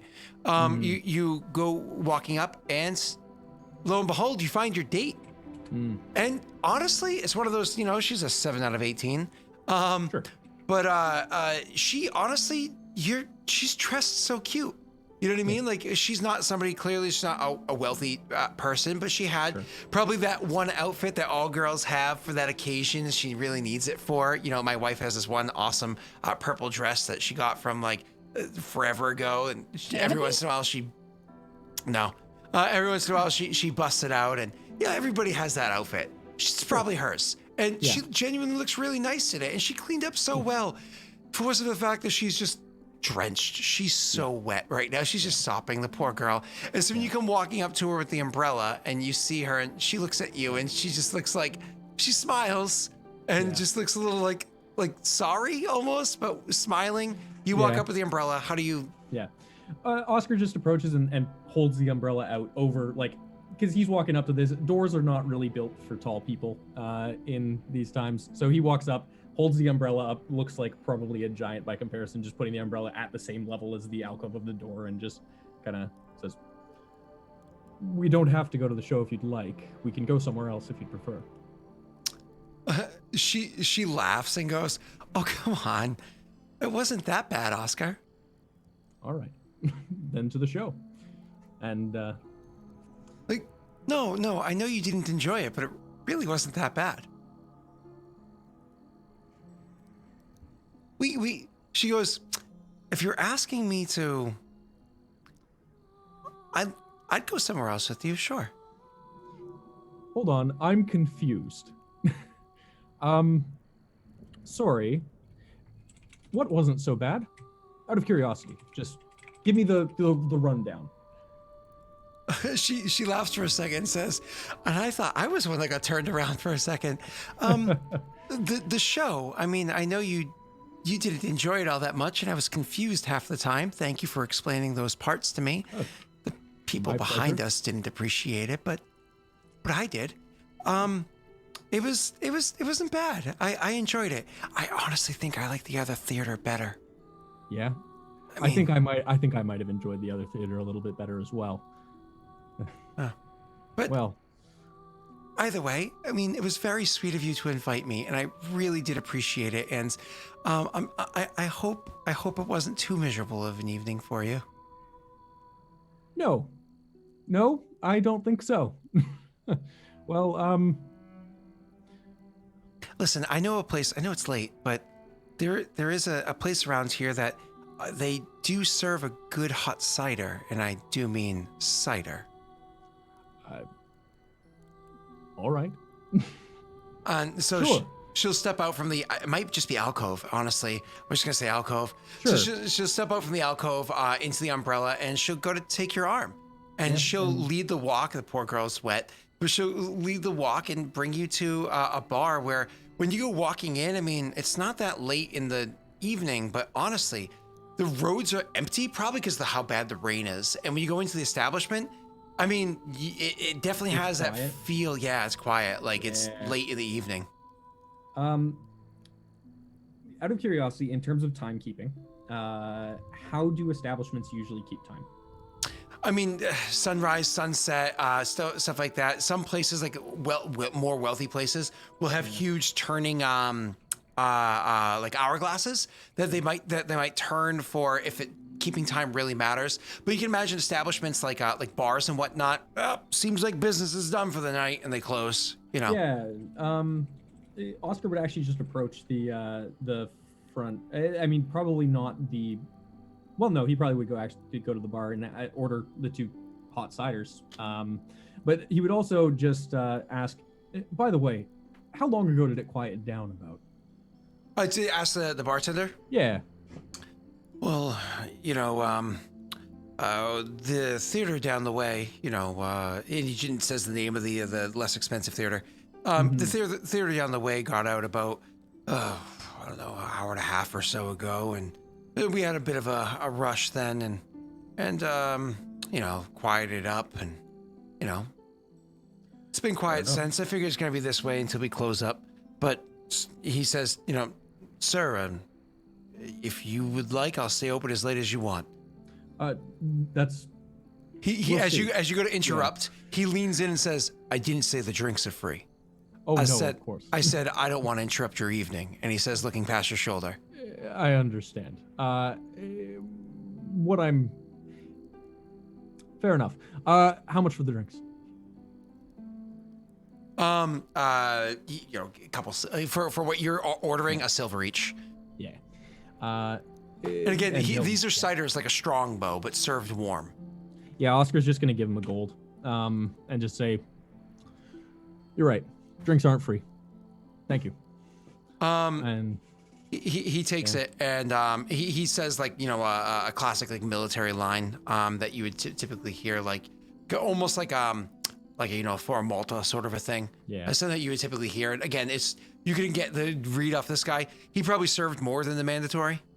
Yeah. But anyways, he's older. But so you go and you can sit with her and chat. Any directed conversation you want to have with her?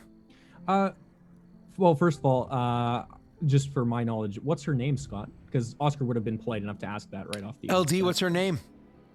That's a good question. So obviously you would go over and sit down and hand her beverage, and as you go to hand her a beverage and say whatever line you're about to, she takes it. It's one of those things when she takes it from your hand, because it's served in a mug, not like a glass or anything. When she takes it, she does that whole like holding in both of her hands to be nice and warm. It's a getting warm thing. We've all watched Doxy's Harry Potter streams. We know, coffee morning streams. So like holding it warm and holds it in tight, and she takes that, like, breathe it in so like the steam warms her up, and takes that first sip, and she's like, I told you it was really good. Vanessa is her name. Well, Vanessa, it's rare to meet someone who get along with that easily. So thank you for that. Sorry, Venetia. So sorry, Venetia. Venetia. Or Venetia. Well, it's fine. It's Venetia? little twist. But go ahead. It's so you were saying. I interrupted you. No, and it's a lovely time. Thank you. She just, kind of does the, oh no, it was a great evening. So what was your favorite part of the play? Oh, I suppose, the part you hated the least. I am having just the hardest time remembering the play. And I don't know, I feel like I've lost time just now. You did fall asleep. I thought so. I That would swore for a explain moment. I'm so sorry for that. I actually did not know that happened. I got turned around because I thought that you were late. I went and spoke to the ticket. I must have come and found you on the way. We must have gone, and then I must have fallen asleep and just completely forgotten. I was late, but I wasn't that late. I mean, no. I don't. We made it in. Way, but we made it in as soon as we sat down. It started. Mhm. I mean, we're talking the first note, almost as though it was our asses that played it. I remember it. We couldn't have timed it better. Well, that I must have fallen asleep. That's not like me. I'm normally full of energy until the end of the day. That's You weren't sleeping though. You weren't sleeping the whole time. I mean, well, that's good. I'm glad to hear that. But apparently, it's affected my memory. She starts to look at you like you're kind of funny, like she's not quite. You're getting the impression off of her that maybe she's not the brightest person because she doesn't realize that you're putting what you say. She thinks that there's a joke going on, and she thinks you're being funny. She's like, what is it? Brothel sprouts, ha ha ha. Yes. Yeah.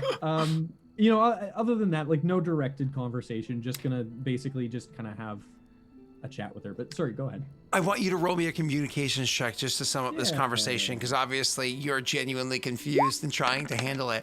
That's actually it's not a high DC, because she's a simple girl that had an amazing opportunity to go enjoy a very well performed play. You got triple fours. That's sexy. How do you want to use your stunt? I mean, flirt. I don't think he's in the mindset to flirt right now because he's confused as all hell. He doesn't know what's happening. Flirt! I don't think he's gonna flirt. Like, genuinely, it's just not what he would do right now. Enrage her. No, It's no, a 5. no. It's a 5 to have a rager. It's a 5. I can't enrage. No, I mean, I think probably just jest, because he kind of picks up that she's enjoying the humor, and he's just gonna kind of make some dumb jokes, just basic jokes that he probably learned from some goofy friends in the military. And he slipped Just right do it. off the ice wall. Like, just yeah, just dumb stuff, right? And just kind of jest around and talk about that and just kind of enjoy the conversation that way and have kind of just a fun time. Yeah. And there was this one guy, listen, his name was Rayrin. You should have heard the way that he would speak. First of all, he had one of the lowest positions that an officer could have, okay? But he would always talk for hours. Like he was the one in charge. Oh God, we would make fun of him every time he left the room. We would do it to his face, but it didn't go well. We've been over this. I don't know Rayrin. I've just heard of Rayrin. Yeah. Maybe you do I now. would hear about the people who talked about it that way. Just so you know, you got a little bit, I don't know if you leaned away from your microphone I or did. gain. Okay, cool. I was I like, did. you just Yeah, got really no. quiet. I went like this and then didn't shout loud enough. Gotcha. No, you're good. You're Yeah. good.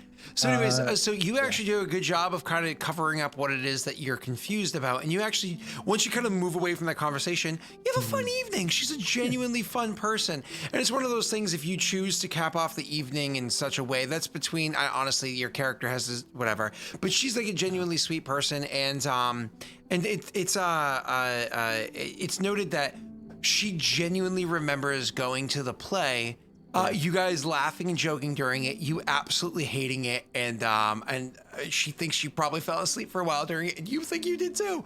I have no idea what happened. I've never lost memory like that. I've been electrocuted for like 2 hours and haven't lost my memory like that. This is weird. Doxy. Oscar's very confused. Howdy. Yeah.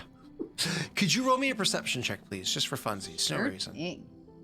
No reason except for Oscar not showing up. You definitely triple saw Oscar at the performance. You know what I mean? You actually at one point in time saw him come in, and you look down and you're like, oh, she's trying. How cute.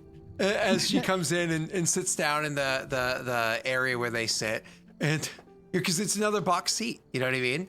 So as they sit down and it's one of those things where occasionally you're engrossed in the performance, but there's down moments. And again, Kercellin, while she very much knows how to be in the moment and to work the moment, both because A, she just enjoys it as a enjoyer of the arts, but B, because she knows how to manipulate the situations. She also knows when she can kind of get away with perceiving what's going on around her, as we were saying earlier, to like take in information that she might need in the future. Occasionally you'll look up and you'll see the two of them are gabbing a little bit too much for in the middle of a show, especially of this caliber. And it's one of those like, Oscar, you're usually so stoic and quiet. He must be having a good time with her. How cute. You know, like simple girl, simple man. How cute. And then you can kind of go back to enjoying the performance. One of the things that I will say is when you guys are watching the show, the two of you, while you're in sync for a lot of reasons, Doxy, you're out of sync with the parts of the performance that both of you seem to be leaning into. Yeah, sure. There's the moments where it's like the drama is the most and everybody's on their edge, or the moment where a reveal is made and everybody's kind of aghast or whatever it is. That stuff catches everybody. But the in-between moments, like the favorite spots, where if we mention a basic movie like, say, Princess Bride, the non-peak points, what's your favorite part might be different from mine. The two of you seem to be misaligned with that, and you kind of like make note of that as you're watching the performance and as you see her kind of like kind of engrossed into it. She's very much a silent viewer of the arts. At no point in time, the entire time, does she lean over, does she whisper, does she say anything at all. So there are points in time where maybe her hand sits on top of yours, or she leans over comfortably with you, and so on and so forth. There are moments where there's just silent agreement. During the intermission of the first act, you're able to walk and kind of speak with her in the booth. You can leave the booth if you would like. You can actually separate yourself from her for a couple of minutes if you'd like to, or just stay with her. Ask her. I would say, shall we go get some wine? I could have it delivered. All right. And you would order a wine. It's one of those things where at some point in time, wine is delivered. It's funny, actually, because as the wine is brought over and delivered, it's one of those funny things where the vintage is Feldspar. I think that's the one that we always say. the vintage is feldspar. It's one of those funny things where you're like, glad I didn't use my fake name or my fake persona. And you honestly, you're like, I don't know if this wine is any good. And the cork is opened and they glug, glug, glug. And you have your first sip after you're allowed to aerate for a bit. And you come to the realization that the vintage that you've been saying for these past couple of months' time is the vintage that's on this bottle because it was suggested to so many people. And the two of you can very quickly agree, it's not very good. It's actually it's Luther is the one that we've been using, by the way. Yeah, Luther. So it's like a hard mediocre wine, and it's one of those things where she's like, I am aghast that this is what the waiter would suggest. It's not very good. My apologies. I'm being rather crass. Are you enjoying it? I don't like it either. Okay. I'll drink it, but you know, definitely not my favorite. I'll have my cousin and his enjoy it. I'm sure she doesn't know the difference between this bottle and the next. Can I ask you something candidly? She gestures towards the fact that the booth is open and says, "Now's as good a time as any." What's her deal? She thinks for a moment. Roll me persuasion as you deliver that line to see if you can get her to open up.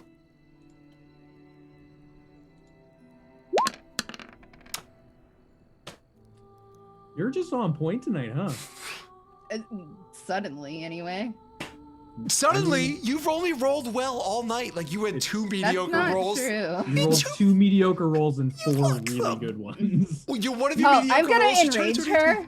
I'm just gonna kidding. enrage her. I'm just kidding. I'm Good. just kidding. That's a I will flirt. I will flirt. How dare you ask me that? You ask, what's her deal? Yeah, and then I would say, and then I would use my the cousin would four. be the cousin would for be flirt. his deal. Do you mean what referring to the cousin or his date?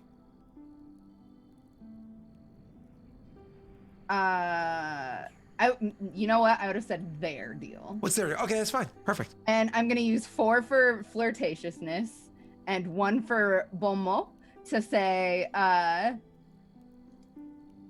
not everybody can inlay a diamond. She, it's one of those things where you say, "What's their deal?" And you can see she's thinking about whether or not she wants to respond. And then when you deliver your final line, it's one of those things where she understands that now you're finally throwing shade back. Like when he was trying to throw shade at you for being a jewel, you throw back like, you wish. You know what I mean? But you had, of course, the etiquette to not do it to his face because that wouldn't have been appropriate. And so when you finally deliver it now, she's like, so like a ooh. She doesn't give. Yeah, that, I'm trying to make her comfortable at his expense. By no means does she make a noise like that, but you can definitely get that impression. Yeah. Anyways, so she Josh, I don't think Doxy saw that, but she heard it. I didn't. Yeah, that's cool. Yeah, more or less. Nice. So yeah, you say, what's their deal? She says, he is someone who is supposed to have a bit of a higher station than he does in the family, but his parents made mistakes in the past, and so the mistakes of our parents are unfortunately ones that follow with us. So their holdings are lesser than they were, and not by a fault of directly their own. And so there's a bit of a bitterness between their family and mine, as you can imagine. But more than that, he was actually under the impression some time ago that he was going to marry a jewel. He once used to spend his time with them, and he fell in love. A mistake that many usually are too wise to make when you're spending your time with the great company that you can get from the jewels. It broke his heart when he was reminded the way that the world works. and he's a bit bitter. Truth be told, he's a bit of a sob story. Perhaps not very good dinner conversation, but his date, on the other hand, she's genuinely lovely. A bit airy, if I must say so myself. If things progress as they have for her, very likely her family's holdings will eventually fall directly to her, because her older sibling is not doing well himself, and her parents are quite aged. She was one of those later in life children. Twilight child, yes. Yeah. So they very likely the holdings will be falling to her, and a wed between her and him would both raise her station and potentially give him a stronger hold for himself, perhaps easing some of the discomfort that he's been forced to suffer. I think she truly does love him, and I think that he will truly respect her. It's a good pairing, just one that won't come to its full fruition for some years' time. Well, hopefully her new standing and his new wealth will purchase him a better outlook. Well, we all know wealth doesn't do that. No, but luck does. It's about time for his to turn around. I would look at her with admiration. That she still has empathy for this dude that's a dick to her. You this performance is quite long. I believe it's an hour and a half's time between the for each act. 2 acts, of course. Would you want a few moments to go for a walk yourself, or are you comfortable just staying? I'd like to be wherever you'd like me to be. I'm going to visit the powder room myself, she says, getting up promptly. I'll wait for you here. And then she'll leave. Do you do anything in the interim while she's gone before she comes back? I sniff at the wine and make faces.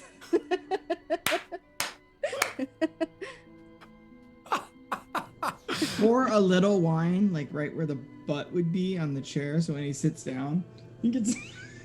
No, she has an affection for him, so I'm going to be nice. A sympathy for him, I would say, but yeah. So yeah. Anyways, you just allow the time to pass, and then get the second half of the performance. They come back. Second half of the performance happens, so on and so forth. Eventually, the two of you get up and you start to leave. As you're leaving is again that similar thing with the people that come up and say their various farewells. We don't need another roll for that one. You handled it so well the first time, we can just assume that you continue that so well on the way out. When you finally get to the carriage, the two of you barely even had an opportunity to speak of the performance. So you make your way over to the carriage, and as you climb into it, it's one of those things where the evening is definitely getting later in the night, and the rain does seem to be picking up a good bit for you. Despite that fact, you yourself aren't tired. Rosellen's used to late nights and whatnot. Do you say anything, or? I think I would brush her hair out of her face and see how she reacts. Roll me a seduction roll.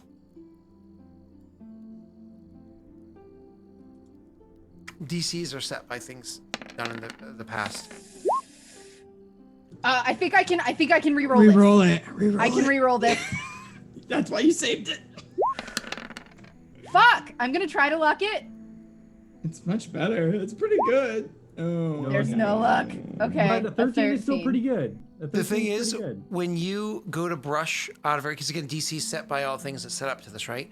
When you brush her hair out of her face, you brush it to the side, and then she reaches up and grabs the back of your hand, and she holds it there gently.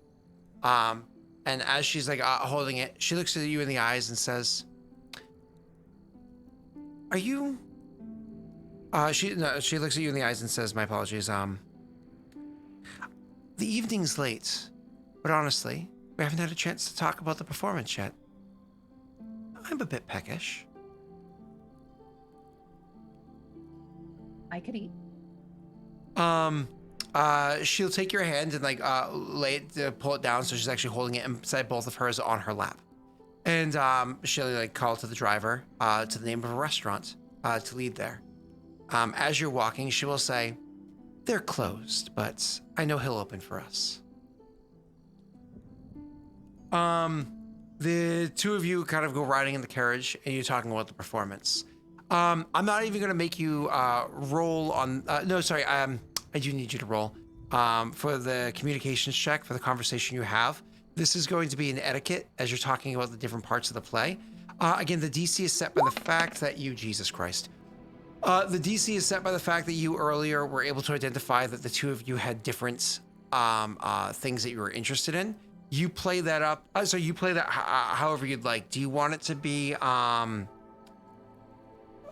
Do you want to talk about the things that she liked? Do you want to point out the differences? Like, how do you go about it? I would point out the differences. I would say what I appreciated about the things that she appreciated, but I tend to favor parts that are like this and that. What did you think? Cool. And so you do exactly that. You point out, and again, because you just handle it so well, the whole thing goes well. I'm just going to sure up with, because you don't need to keep rolling at this point. You've crushed it across the board, so many successes. And it's what's called a advanced skill test. So there was a lot of, what are they called? Stunt die successes and adding up stunt die that we needed to do, whether or not you actually got stunt die. You have dinner. Dinner goes extremely well. At the end of dinner, you are able to, she it's one of those things where you get back into the carriage, you start going. And she says to you, as you're leading back, she says, "The evening is getting rather late, and I'd understand if you need to make your way home if you have an early morning, but there was that matter of helping me select a new location for the portrait, if it isn't too late for you." I prefer the evening never end, Lady Isaac. When the two of you get back to the mansion, things very quickly progress from looking at the paintings again, discussing the paintings and where it might go, to going upstairs, which is where, of course, the study and the library are, but going to neither of those rooms and instead to her chambers. The evening, of course, ends up being a rather nice one for the two of you. Chriselle, obviously, being... Would you like to make your ride check? Okay. I don't think it works that way with girls, but okay. Why not? That depends on what tools you have at your disposal. That's true. I never do well on those rolls. Don't know why. You're supposed to be good at this. I'm very sorry. That just... I feel really bad for Laszlo because he probably would have stayed in the cart next to the place waiting for her to come. Yeah, and he's just sitting there. Sorry, Laszlo. No. Laszlo has work he needs to do. He can make a magical Yeah, I light. am doing work. I'm in there doing lesson plans. You guys are having fun and shit. I had a lovely evening, apparently. Don't remember half of it, but whatever. Most of it. So, you, Doxy, you have the ride check's, of course, a joke. The two of you have a wonderful evening that stretches on into the morning. We know that Chriselle, of course, has her ritual for how she likes to finish off the evening and even begin the morning with the morning bathing ritual. Honestly, the morning bathing ritual is so nice. It's one of those things where she's never experienced that before. That's a Chrisellen specialty, I guess you can call it. The Chrissy special or whatever it is. The morning Chrisellen. I don't know. That after it's done, she invites for you to stay for breakfast and then actually does re-engage you in the conversation of moving of the painting. And when you guys are actually inside the study discussing whether or not the lighting in that room in the morning or perhaps torchlight in the evening would be better suited for it, for this painting, you're unfortunately interrupted by somebody. Of course, clothing for today was provided for you. It's easy for, like, you know, they have stuff that you can wear while your stuff is being laundered. Anyways, like excuse me, madam. I'm sorry to interrupt you for from your meeting that you're having. But there is the matter of the plans for this evening. There will be a considerable number of people showing up very shortly. I'm surprised nobody has come calling at the door yet. And, madam, if I may be so bold, you are still in your mourning garb. I didn't know if you'd see to it to prepare yourself for the arrival of your guests. And, she says, thank you, Brady. I appreciate it. I would. Oh, the minute that there's a breath, she would look to her and be like, "Oh, you're busy this evening. I was hoping to spend an evening that you didn't have to pay for." She looks at you and smiles and says, well, every coin was well spent and I do appreciate it. That would be nice. Tonight I am rather occupied. It's actually my birthday today. Happy birthday. Thank you. You didn't know. I was unaware. Deception check, Doxy. Oh, that was a mistake. You should just been honest. And the dice aren't with her. Even if this fails, I can still play it off. Deception is an intelligence, right? I'm not sure, actually. Double check. I think it's communications. Is it communication? It's I'm communications. double checking. Is it the same scene, Scott? Holy shit. Is it the same scene? Yeah, it's all the same. Yeah. Right. She'll because it's all the same date, right? So, she'll turn towards you, and she'll cross her arms a little bit and say, "You knew." Okay, I knew. They told me, but they told me not to tell you.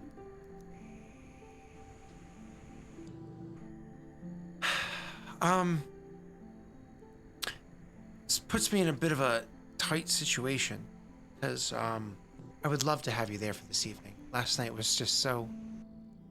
It was nice. But I can't have you this evening as my date, because if I invited you as my date, even not as a diamond, it would be perceived that you are my date as a diamond. And to have you as my date as a diamond, of course, goes against what both of us were just suggesting. But beyond that, it's just a matter of propriety. It's my birthday. I'll probably go without a date this evening. Right. Then, lustful stares across a ballroom. You would like to come? I would, very much. I would like that as well. She I says. can even bring people so that it doesn't appear that I'm showing up to be picked up. How is Laszlo? I beg your pardon? Laszlo, he was one of the people that were discussed in the chamber to travel with you as you were doing the Queen's biddings. Is He's a delight. Is he really, though?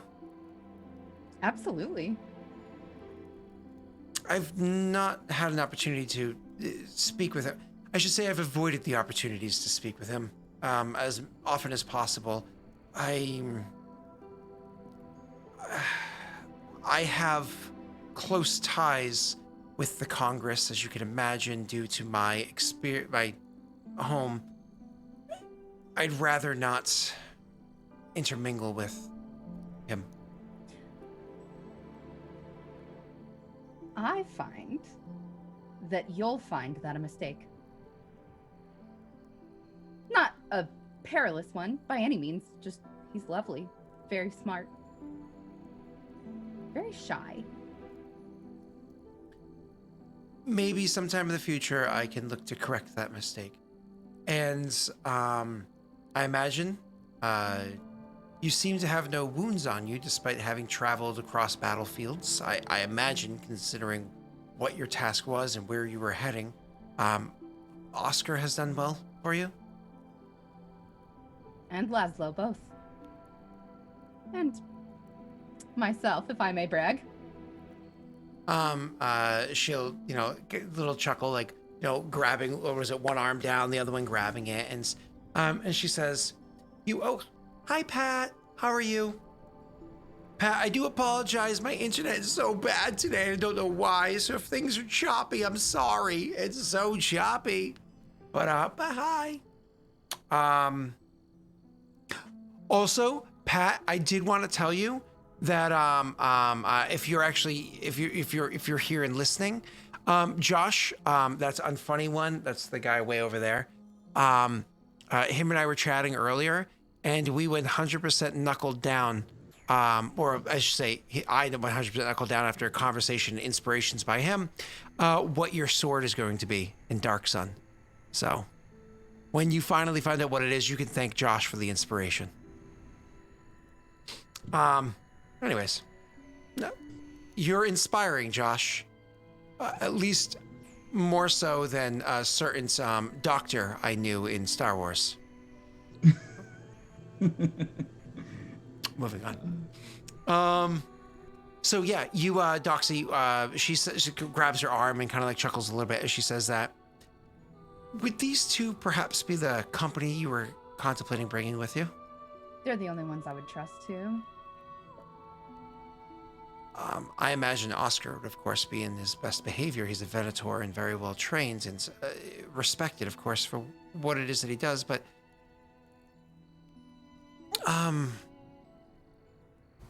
this might come as a bit of a shock. But because of my family ties,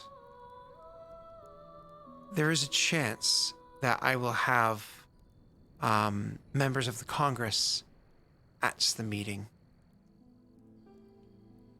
So perhaps a Venator, and specifically Laszlo, might not be the best choices of company.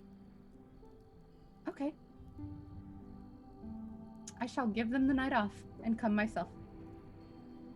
When you say that, when she delivers that line, she delivers it kind of like, but then when you say that back, because she clearly picked up immediately who it was that you were suggesting coming in and whatnot. Right. She's like, oh, hello, Gumby as well. Wow, hi. She clearly picks up whoever it is that, what it is that you're willing to do, that kind of like that sacrifice that you still want to come, and that actually genuinely catches her off guard. She's like, oh, well then I look forward to seeing you this evening. Likewise. She says, before you leave, because I imagine he's going to come knocking on the door any moments now. What color will you be wearing? Maroon. Okay. May I walk you to the door? Whatever you wish. And she'll lead you out of the study, and down to the front door. And when you go leave, it's one of those things where she'll kind of like reach out to hold your hand for a moment, and she holds it for a moment and says, I look forward to the next time we're able to spend an evening together. Likewise. And I'll like actually just give her a firm kiss. And she, of course, is very, receptive to it. You would leave and, holy crap, is your carriage still there? Your carriage is literally still there. I mean, Laszlo is very dedicated. So, I don't know. It's later into the morning. It's like 10 in the morning. Laszlo's probably not sleeping. He's probably stayed up late doing the work he needed to do for the lessons plans, and then passed out and woke up and was like, keeps working. Yeah. Yeah, that's exactly what you do. You just be like, okay. You, Doxy, would go in and pick up, of course, it would go join with Laszlo. I'll leave it to you guys to have that fun little RP before you go find Oscar. Before you have the RP, Oscar, remind me, I'm so sorry. With that other thing, did you go back to your own place alone, I believe? Which, by the way, you had to muted, find. I was muted. Yeah. I was on my own. I would have paid for just a cheap room somewhere and left it at that. Like if the tavern that I was at, like if they were literally there, I would have just paid for a room there and crashed. If not, then I would have gone to the nearest place that did. Awesome. That's what I figured you would have found yourself a simple place to spend the night. Perfect. Okay, so you're gonna go pick him up afterwards, Doxy. You go walking up to the carriage. It's not raining anymore, thank God. The rain has stopped, which is nice. Laszlo, I could have walked. I sorry. It's really bright out. It's really bright out. You don't have to be sorry. I'm sorry. I was playing the part of your steward. I thought it was appropriate for me to wait here until you. I should have been more communicative, and I'll give him a soft little kiss on the head, on the top of his head. Thank you, Laszlo. It's okay. I had plenty of work to do. It wasn't fun. Okay. I don't know where Oscar was. He never showed up. I guess we didn't talk at all about this plan. That was probably foolish of us. Well, our carriage is very distinct. We can just stroll around for a while. If that's what you want. Were you successful? Were you able to sway her or get invitations tonight? I was able to get invitation. I believe you and Oscar will have to be on your own this evening. That's fine. It's more of your scene anyways, and a lot of people tend to not like my kind around. There may be members of Congress there. Oh. Maybe it's best if I find a place on the other side of town to avoid running into people. Stay with Oscar, no matter what. Of course. I'm curious who they would bring. And I'll get in the front and I'll ride the carriage around and try to find Oscar. Well, it could be Oscar- leisurely. Oscar Leisurely. was up for a few hours at this point already. If it's late in the morning, he's up and about. Probably went for a jog first thing in the morning, and you know. Oscar's like Superman. His jog is the whole town. He's I mean, just yeah. like- by that I mean he probably ran around the entire town for like 2.5 hours. But like, you know, you probably will see him still jogging around town as you're driving around. The fun thing with Oscar is he went to bed at a time that was a little bit later than usual, but was surprisingly more awake than he expected to be when he got in bed. It was a pretty restful sleep because he wasn't that tired for some reason that evening. Almost like he saved hours. Yeah, very weird. Don't know what happened. Yeah, but he's gonna be jogging around town, so you will see him eventually. All right. Jogging his way downtown. We'll just do this awkward exchange of like he'll be running and the horses will just get behind him and trollop slowly until he turns around. He'd probably hear the horses and just be like, "Laszlo, that you?" Yes. Are you done working out? I can be. He'd stop and kind of shake his shoulders out and. Priscillin is in the back. All right. Do you want me to take over? Where are we going? I'm gonna find a very far away inn. Priscilla Far will explain. from. Okay. Priscilla All will right. explain. Okay. Oscar will climb into the back of the carriage and just sit down across from Priscilla, and a little sweaty and gross after just running. But say, why is Laszlo finding an inn across town? Did you get a good workout in? Relatively. Question for you, actually, more important than what I just asked. Did you see me at the play last night? I did. I saw you with somebody who was not a working girl, which is kind of the opposite of what I asked you to do. Okay, so here's the thing. I don't remember any of the play. Oh, so you were charmed. It wasn't Laszlo. magical. It wasn't magical. At least Yeah. not to my knowledge. If you could stop the carriage and come back here and examine Oscar, please. Okay. Turn your head and cough. I feel like I lost time. And I mean that in the way that I do feel like I was more awake when I went to bed last night. And I I don't lose time like that. I don't lose hours. I don't in my head. The memories are just gone. Can I cast Arcane Awareness and look at him and see if anything was cast on him? Yep, just Like- throw it into chat. And Josh, you should probably have some way of making maybe like I don't know if you want to do a macro or whatever for yourself or your spells that you can just bloop and make your life easier in the future. But anyway, I mean, it works fine. It's just the description doesn't come through because bad sheet design. So it was success. It was exact success. It was exact success. I'll just make it cheaper. For the... Yeah, you detect no details of magic or anything on him. Okay. I don't see anything magically done to him. Poisons? I mean, Could Oscar be. doesn't forget things. This Were you drunk? This is weird for me. I barely drink when I do, and I don't know. I'm panicking a little bit. I was able to play it off a little bit with whoever. I mean, like with anyone else I interacted with, I guess. But with Vanessa, who's the girl I brought, she didn't pick up on it, which is good. But I was very confused.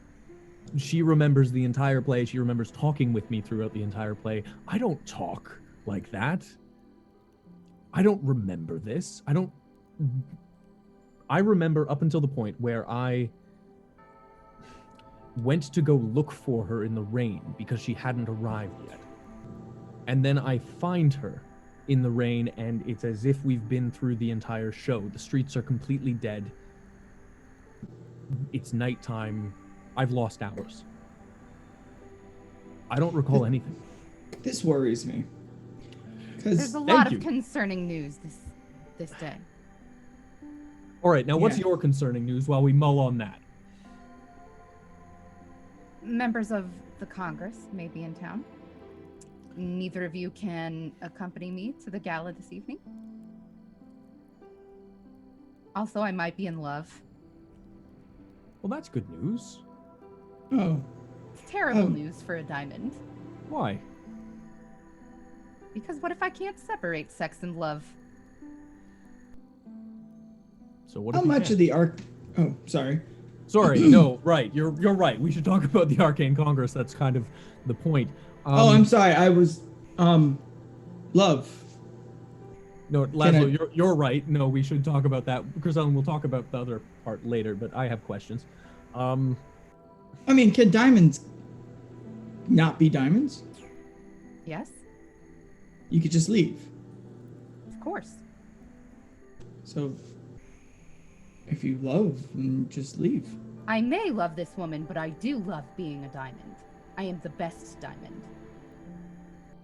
Oh. Okay. I get that. That I doesn't loved- come from disenthusiasm. What's the opposite of enthusiasm? Disappointment? Unenthusiasm? Yeah, unenthusiasm? I don't know. Yeah, I mean, Laszlo.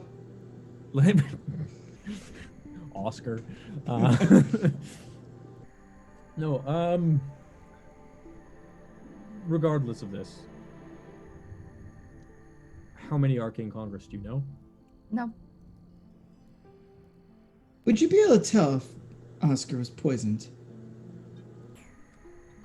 You have healing Can I abilities. make a healing or medicine or something check to see if I recognize any traces of potions or poisons on him? Yes, you can. You can do that. Sorry, I got hiccups. Drunkard, please get away from the cart. Do you Thank want me to you. do a healing check or an intelligence check? Do the skill. The skill. Okay. 19. It's a 19. Holy God.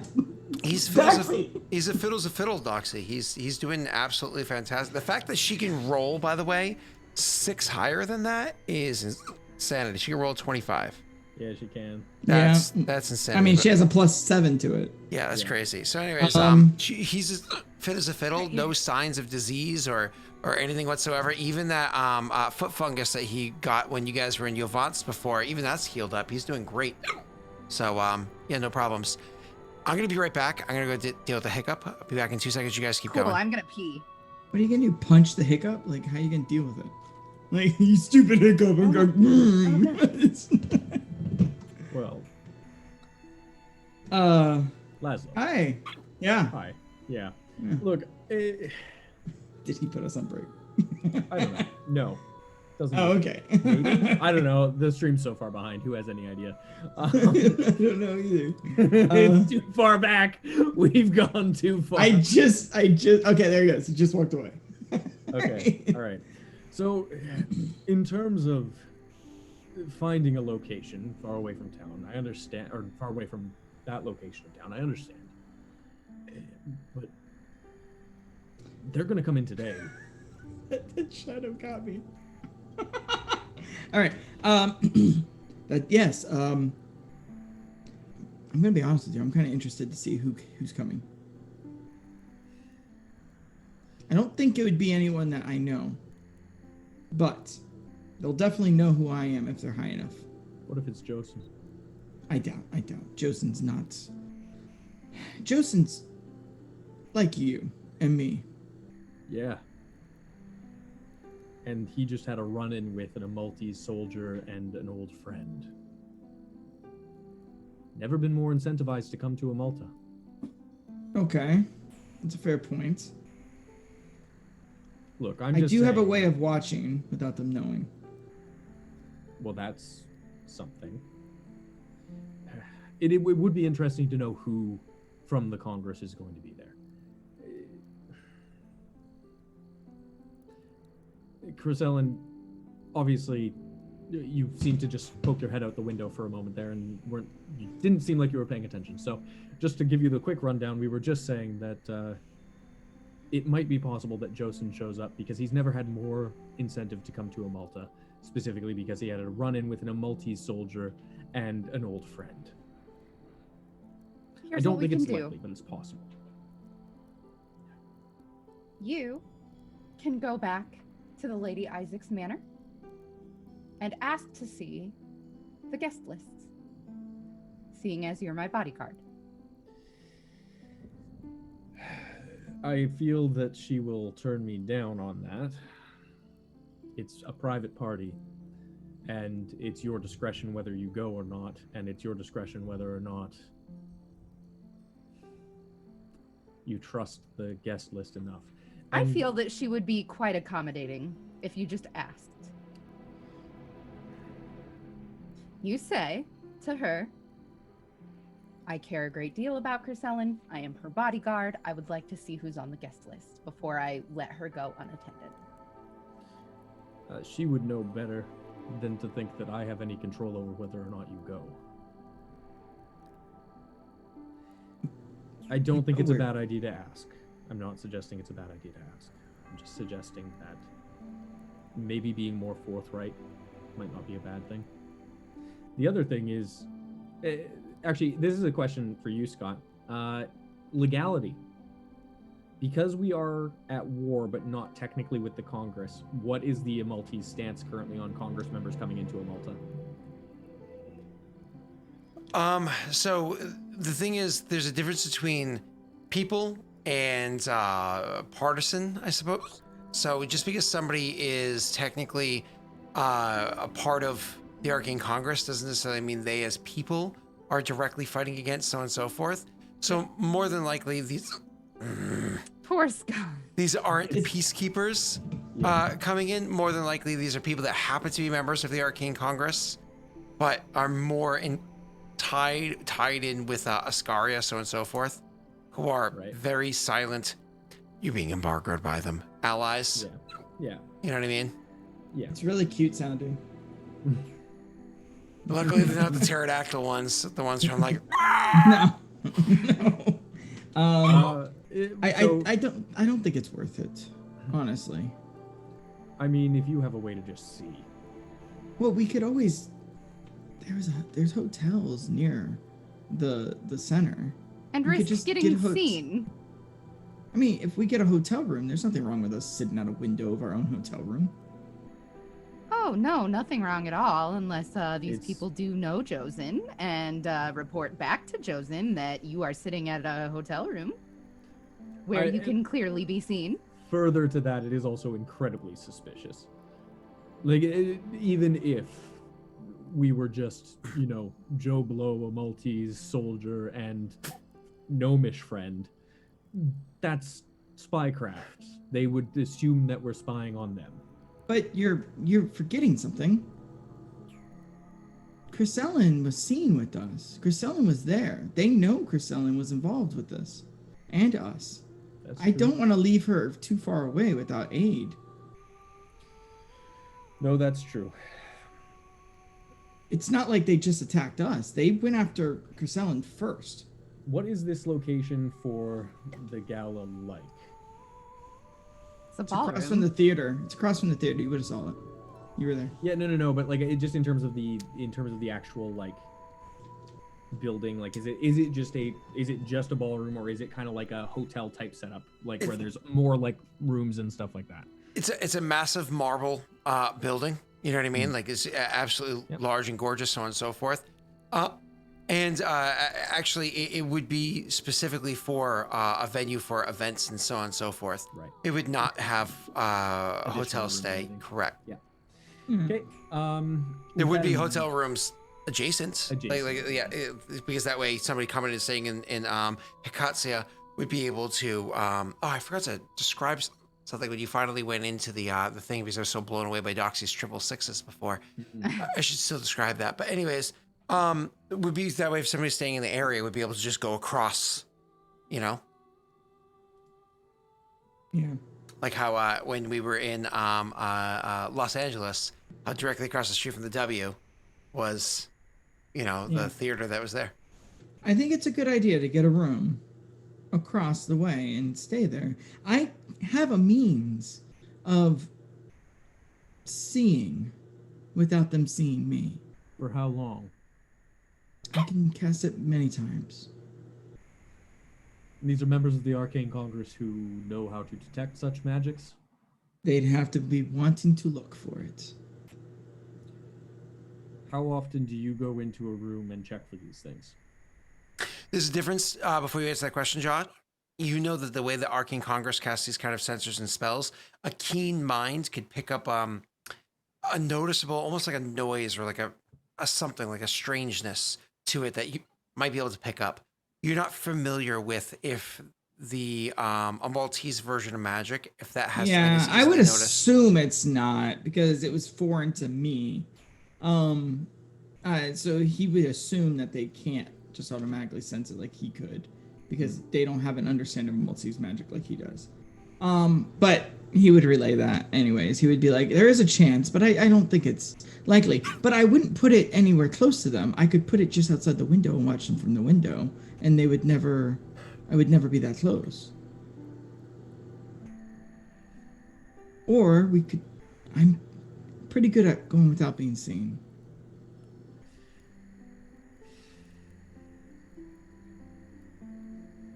I don't like when I have to leave you two to your own devices. Yeah, things usually go wrong when that happens. I can't even count on you to get a whore. No, you can't. Alan, I don't want to be across town if they know you are tied to us. Even if I'm not spying on them, even if we're just sitting in the darkest room, sitting in the corner waiting, I'd like to be near enough that if something happens, we could be there.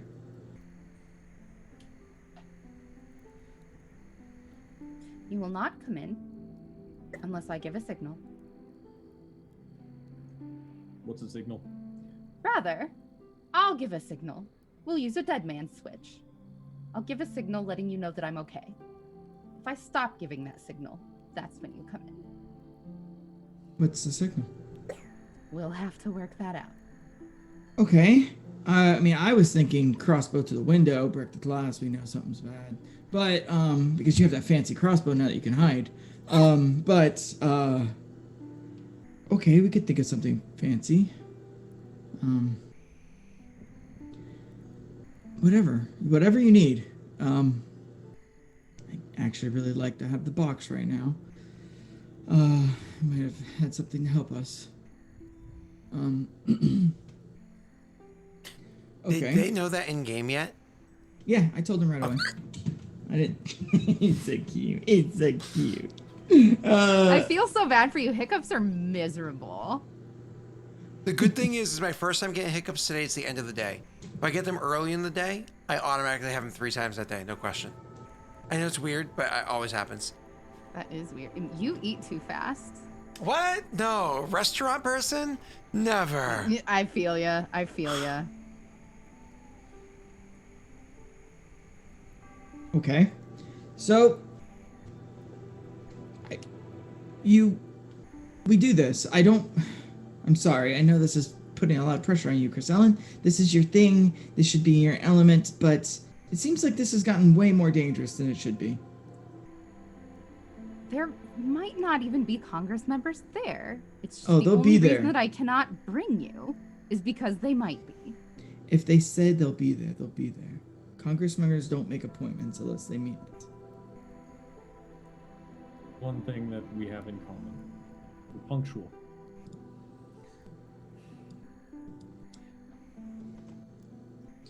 Look. a I dead am man's rather wish is all well and- unperturbed. I understand that, and I think that that's fine. My take on this at this point in time is that, Grisellen, you can handle yourself. I'm not worried about that. What I am concerned about is you getting spotted, Laszlo. I don't think it's worth risking us being out in the open. I don't think that you doing some form of viewing through a window to see who's there would be of harm, as long as you do it in a way that is subtle and approach it with caution. I also don't think that necessarily buying a hotel or, getting a hotel room across the road is a problem. I think that if we do that, though, we do it as we're getting a hotel room to make it easy and convenient for you to retire for the evening, Grisellen, rather than anything else. How I about think this?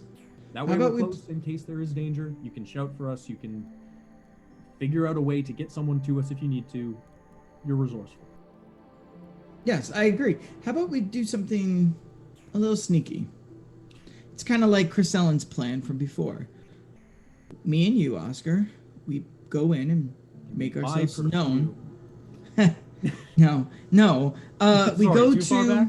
Sorry. Yes, we go into an inn that's across the town, and we make it known that we're going to stay there tonight. And Chris Ellen purchases the room on the other side of town, and then we go and stay at Chris Ellen's room. It's reasonable. It shouldn't be too expensive. We'd get a cheap place. You and I don't need I these had a place lavishes. last night for... How much was the place last night, Scott? Because you didn't say anywhere special. It's a few silver. Yeah. I know a great place. Can get a room. I was there already. It would be very simple for them to already know that I'm likely going to stay there again. I said I wasn't sure. So it would be easy enough. It's not too far, but it's definitely further away. I wasn't at the theater when I closed the night out, so it's not across town either, which makes that maybe even less suspicious. It's more in the center of town. Okay. I think that's a fair exchange, right, Grisellen? If we make it look like we're staying somewhere else, but we stay in that room instead? Fine. As I say, you're resourceful. If you need us, you can always get someone to run over if needed. I trust you. I don't see any issue. And if these are members of the Arcane Congress, that's fine. They're members of the Arcane Congress, but they're not necessarily combatants. They're not necessarily people who are out to get you, Laszlo. They're not necessarily people who are out to get me. They just wouldn't probably take kindly to seeing you. And they probably wouldn't take kindly to seeing a Venator, especially one who has definitely killed mages before. Yeah, I don't think that Joseph would go to a ballroom at all. I can't imagine. It would be like watching you dance or on a date. That being said, that doesn't mean that if they know where we are, they won't report back where we are. Good. Good. Then they report back that we're in Little Iscaria, resting, recovering. And when we go back to Eplon and then immediately travel from there after we give our report, they're less likely to believe that we're on the move that quickly. Okay. And I guess we hire someone to drive Chris Ellen to the ball tonight? Yeah, I think that's totally I reasonable. could walk. The rain has stopped. That's Nice. true, and if you're setting up a hotel room right across the street, that kind of resolves that. Do not Okay. stray one word from the plan. Not I will one do word from the plan. I will do my best. Thank you. Now, the perfume. Is it wrapped nicely? About that. I was gonna get to it after I was working, and I fell. No, I forgot. You know what? That's okay. Give it here, please. Yes. Hand it over. I will take it. I'm going to go for a walk. You may join me if you wish. I think it's time for Not us to get a room. necessary. And then I would walk back to the shop that I purchased it at, and I was just like, what do you have in the way of gift bags? I want the prettiest one. Awesome. And so you can, of course, take care of that and blah, blah, blah. There's so much more to go over, so much more to reveal and whatnot for this evening. But this evening is coming to a close. So, granted, when you skip a week and you come back, it's hard to get your feet underneath you. But once everybody got their feet underneath them, I mean, Jesus fucking Christ, Doxy got her feet under her. Oh my God. We had a nat 20 followed immediately for a d20 roll, followed immediately by a triple sixes. I mean, just across the board.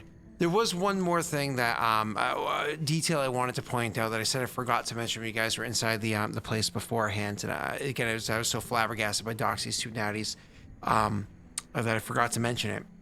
At one point in time earlier, when you guys were first entering into the theater, in the grand like foyer area, like you know when you go to like a major theater, there's like the outside, the box office there. There's like doors that you can go into, and then there's doors again that you That's go the into. vestibule. Yes. Yeah, correct. Yeah, so that front area there, that vestibule, breezeway, whatever the fluff you want to call that area, that's just to help give like more area for people to come in to stay off of the out of the rain, but also to act as a buffer for really cold or really hot temperatures.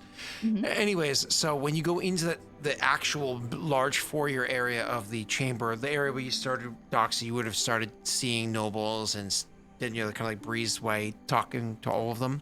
Mm-hmm. One of the things that you would notice inside this theater, because you've never been in it before, is that when you go in there, you have, of course, the large wall that's in front of you that you know you'll eventually be led around to the door that lets you into the actual theater itself.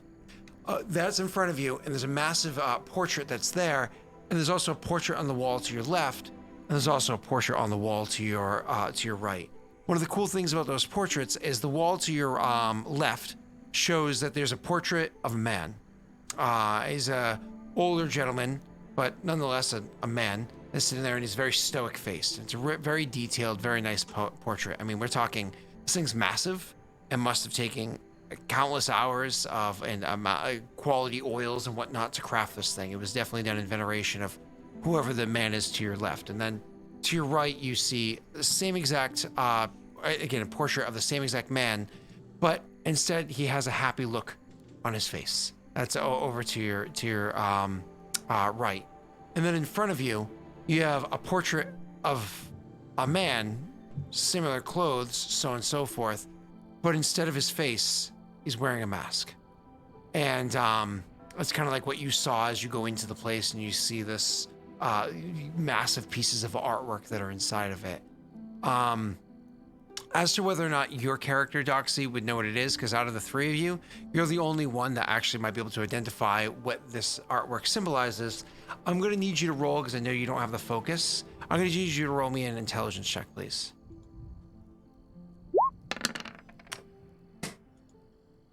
I should just tell Alright, you that's things. 30. I should just say, Doxy, this is everything that you. What do you want to do? Cool, you succeed. Was it triple axel backflip, land on your pinky, and kick the guy in the head, and his whole family dies? Happens, sure. Surf on a cloud. Leave his name. That is so much I'm a worse. master of ventriloquism.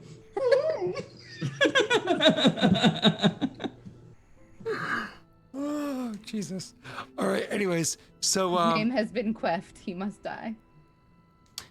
his name is actually Lord Ricard the False. So he's actually a god. It's actually a veneration to a god. Lord Ricard the False. He also has other names. He's known as the Beggar, the King, He Who Knows, the Mad Lord of Flies. It's actually a rather small religion. It's one that not a ton of people throughout Erōth worship, because even those that worship him are generally quiet about their worship of him. Not that they're ashamed, it's just not a huge or widely worshipped place. God. Here in Hecatsia, it makes sense that a lot of people would have a bit more of a veneration for him, because the biggest tenet of his faith is that it's believed that all peoples wear 3 masks, right? You wear the mask that's in public. The mask that you wear in front of all the people you deal with in public, at work, your neighbors, so on and so forth, right? Then you have the mask that you wear in private, you know, with your friends, your loved ones, so your closest to friends, your loved ones, your family, the mask that you wear for them. And then you have the mask that you wear when you're alone, when nobody else is around, maybe not even your cat or your dog, and who you really are on the inside, or at least the mask of that person that you wear. The idea that everybody has multiple layers of who they are as a person. And this is supposed to be representative of that mentality that this faith follows. And it's a faith that you would know, because it's, even if were brought to worship this god, you were taught the teachings of its faith. Because for a diamond, it's really important to know which mask you're dealing with, and important to know which mask you're wearing with each encounter. All right, cool. So that's the last little thing that was super important to get through for this session, because I should have mentioned it earlier. But next week, we actually have their actual thing with the peoples and the stuffs and the things and Laszlo accidentally falling through a roof, and others drawing swords, and yeah, it'll be cool. I foresee a fireball in the building.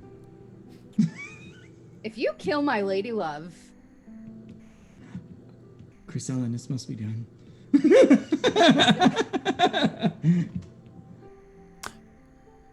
Who would like to go first? I assume Will, because he's muted, so I think he wants to go. No, it's not me. No. Someone else should go first. Doxy got a lot of stuff going on. Doxy, tell us about all of the things that you have. okay. Hi, I'm Zero Doxy. People call me Schism, Doxy. kill her? Jesus. Oh, Don't do I don't like that. not Yeah. like that at all. Wow, Snaga. Just rude, honestly. Anyway, next Wednesday, we're starting Theros, the Strands of Fate, at twitch.tv/ZER0Doxy. That's a Greek mythology inspired setting for 5e, and it's gonna be a really good time. I'm gonna be playing a satyr named Karis, who's super charming, and it's gonna be very, very fun. We've got Tyler for that, we've got Russ Money for that, we've got Messy for that, and me. And it'll be DM'd by Dungeon Dad there. It's gonna be a really good time. Tomorrow, we're gonna be doing a small mini-sode of that to introduce one of our NPCs. I'm gonna just play her for a mini-sode. Other than that, just keep an eye on my Twitch and my Discord if you want to be updated on when I go live. It's gonna be all tabletop all the time, baby. It's gonna be good stuff. Yeah. Have fun. Gotta love rolling them dice. Thank you. But be careful, it can get dicey. Hi, I'm a funny one. That joke seemed like a perfect intro for me. I'm a lame ass variety streamer. I don't have cool things that I plan to do, or cool friends like Josiah. But That could change. come check me out when you can. I don't stream that often because my internet currently sucks. So when I do, check out Scott's Discord because it's always announced there. Thanks. Do appreciate that you threw shade at every single one of us in the call by saying you don't have cool friends, but beyond that, You know what? I was still channeling Laszlo. yeah. So I'm sorry. That's okay. I'll just take it personally for the rest of time. It's anyways, okay. I will. We'll I thought we forget had in a something minute. special, Josh. Yeah. I honestly. Yeah, hi, I'm Will. I don't do much online anymore, but I am working on a really cool project with some really cool people. And actually, speaking of Josiah and speaking of Doxy, though there are two of them, the other person is Ollie. I'm working with them to create Schism, Immolation of Oathfur. This is a introductory tabletop war game designed to be easy to learn, easy to play, but with a depth of tactics and variety that it will keep you playing and keep you interested. We are going to be launching in early 2021. If you check out our website over at arcanistentertainment.com, there you can find all of our socials and stuff. You can also find the beta rulebook if you're interested in how the game is played. We're also going to be doing a fair bit of playtesting over the next little while. We're just trying to coordinate timing on that. So if you're interested in doing some playtesting, let us know. You can reach out to us either on our social media or I believe we have a link to the Discord now. It might not be on the website yet. We'll get it there. But you can let us know and we can send you an invite to that to get you involved in some playtesting so you can be some of the first people to play it. What's the minimum number of players? It is 2. It is a 2-player game. So it's a 1v1 head-to-head Josh, war game. we can legit actually play on that table. Yeah. That's so hype. Yeah. It's very exciting. Josh, If only you had like a fancy camera. I do, but now I have to get a longer wire. But yeah, we can legit set up and play on that actual table because you live like in the proper part of the country. You're not gonna tell me to lick it, are you? I mean, for the fans, if they ask. That got dirty. Yeah. Anyways, that's what I'm doing. Can that be a support tier on Kickstarter to make Josh lick the table? To make Josh lick the table. And if it's a good enough tier, he'll lick it clean. We'll see. That's interesting. Josh, maybe we'll just talk about that personally. And so, anyways, I'm sure we'll find something for you to lick. Yeah, we can figure it out.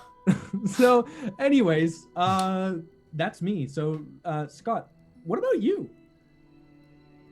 I'm just waiting for Josh to get started. I'm excited about it. Yeah, Josh.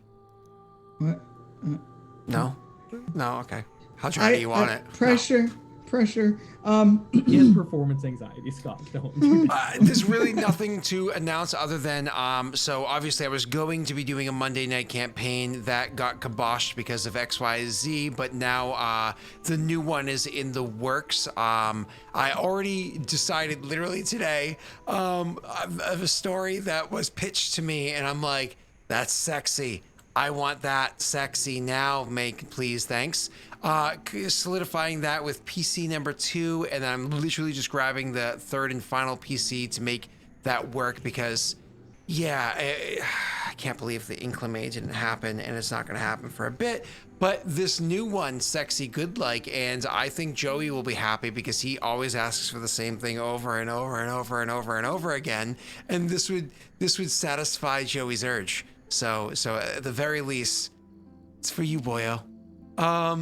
All right, I think that's everything. Let's see, Doxy talked about onlyfeet.com. Will talked about playing with children's toys. Josh talked about not being funny, and I got creepy with somebody in chat. Yeah, okay. Bye, everybody. Bye. Everyone, we did it. Check. Check. Yeah. Did it, guys. Let's Mission find out accomplished. All night. who should we raid. Well, by the way, they can still hear you, of course, but who should we raid? Who's the that guy who's the victim? Daelric is live. Oh, screw that guy. He's a fucking. Let's see. I see Ambrose. Let's go raid Ambrose. Because I don't see anybody else. So, unless you see somebody else. No? Let's go raid Ambrose. Bye, everybody. Bye. Goodbye.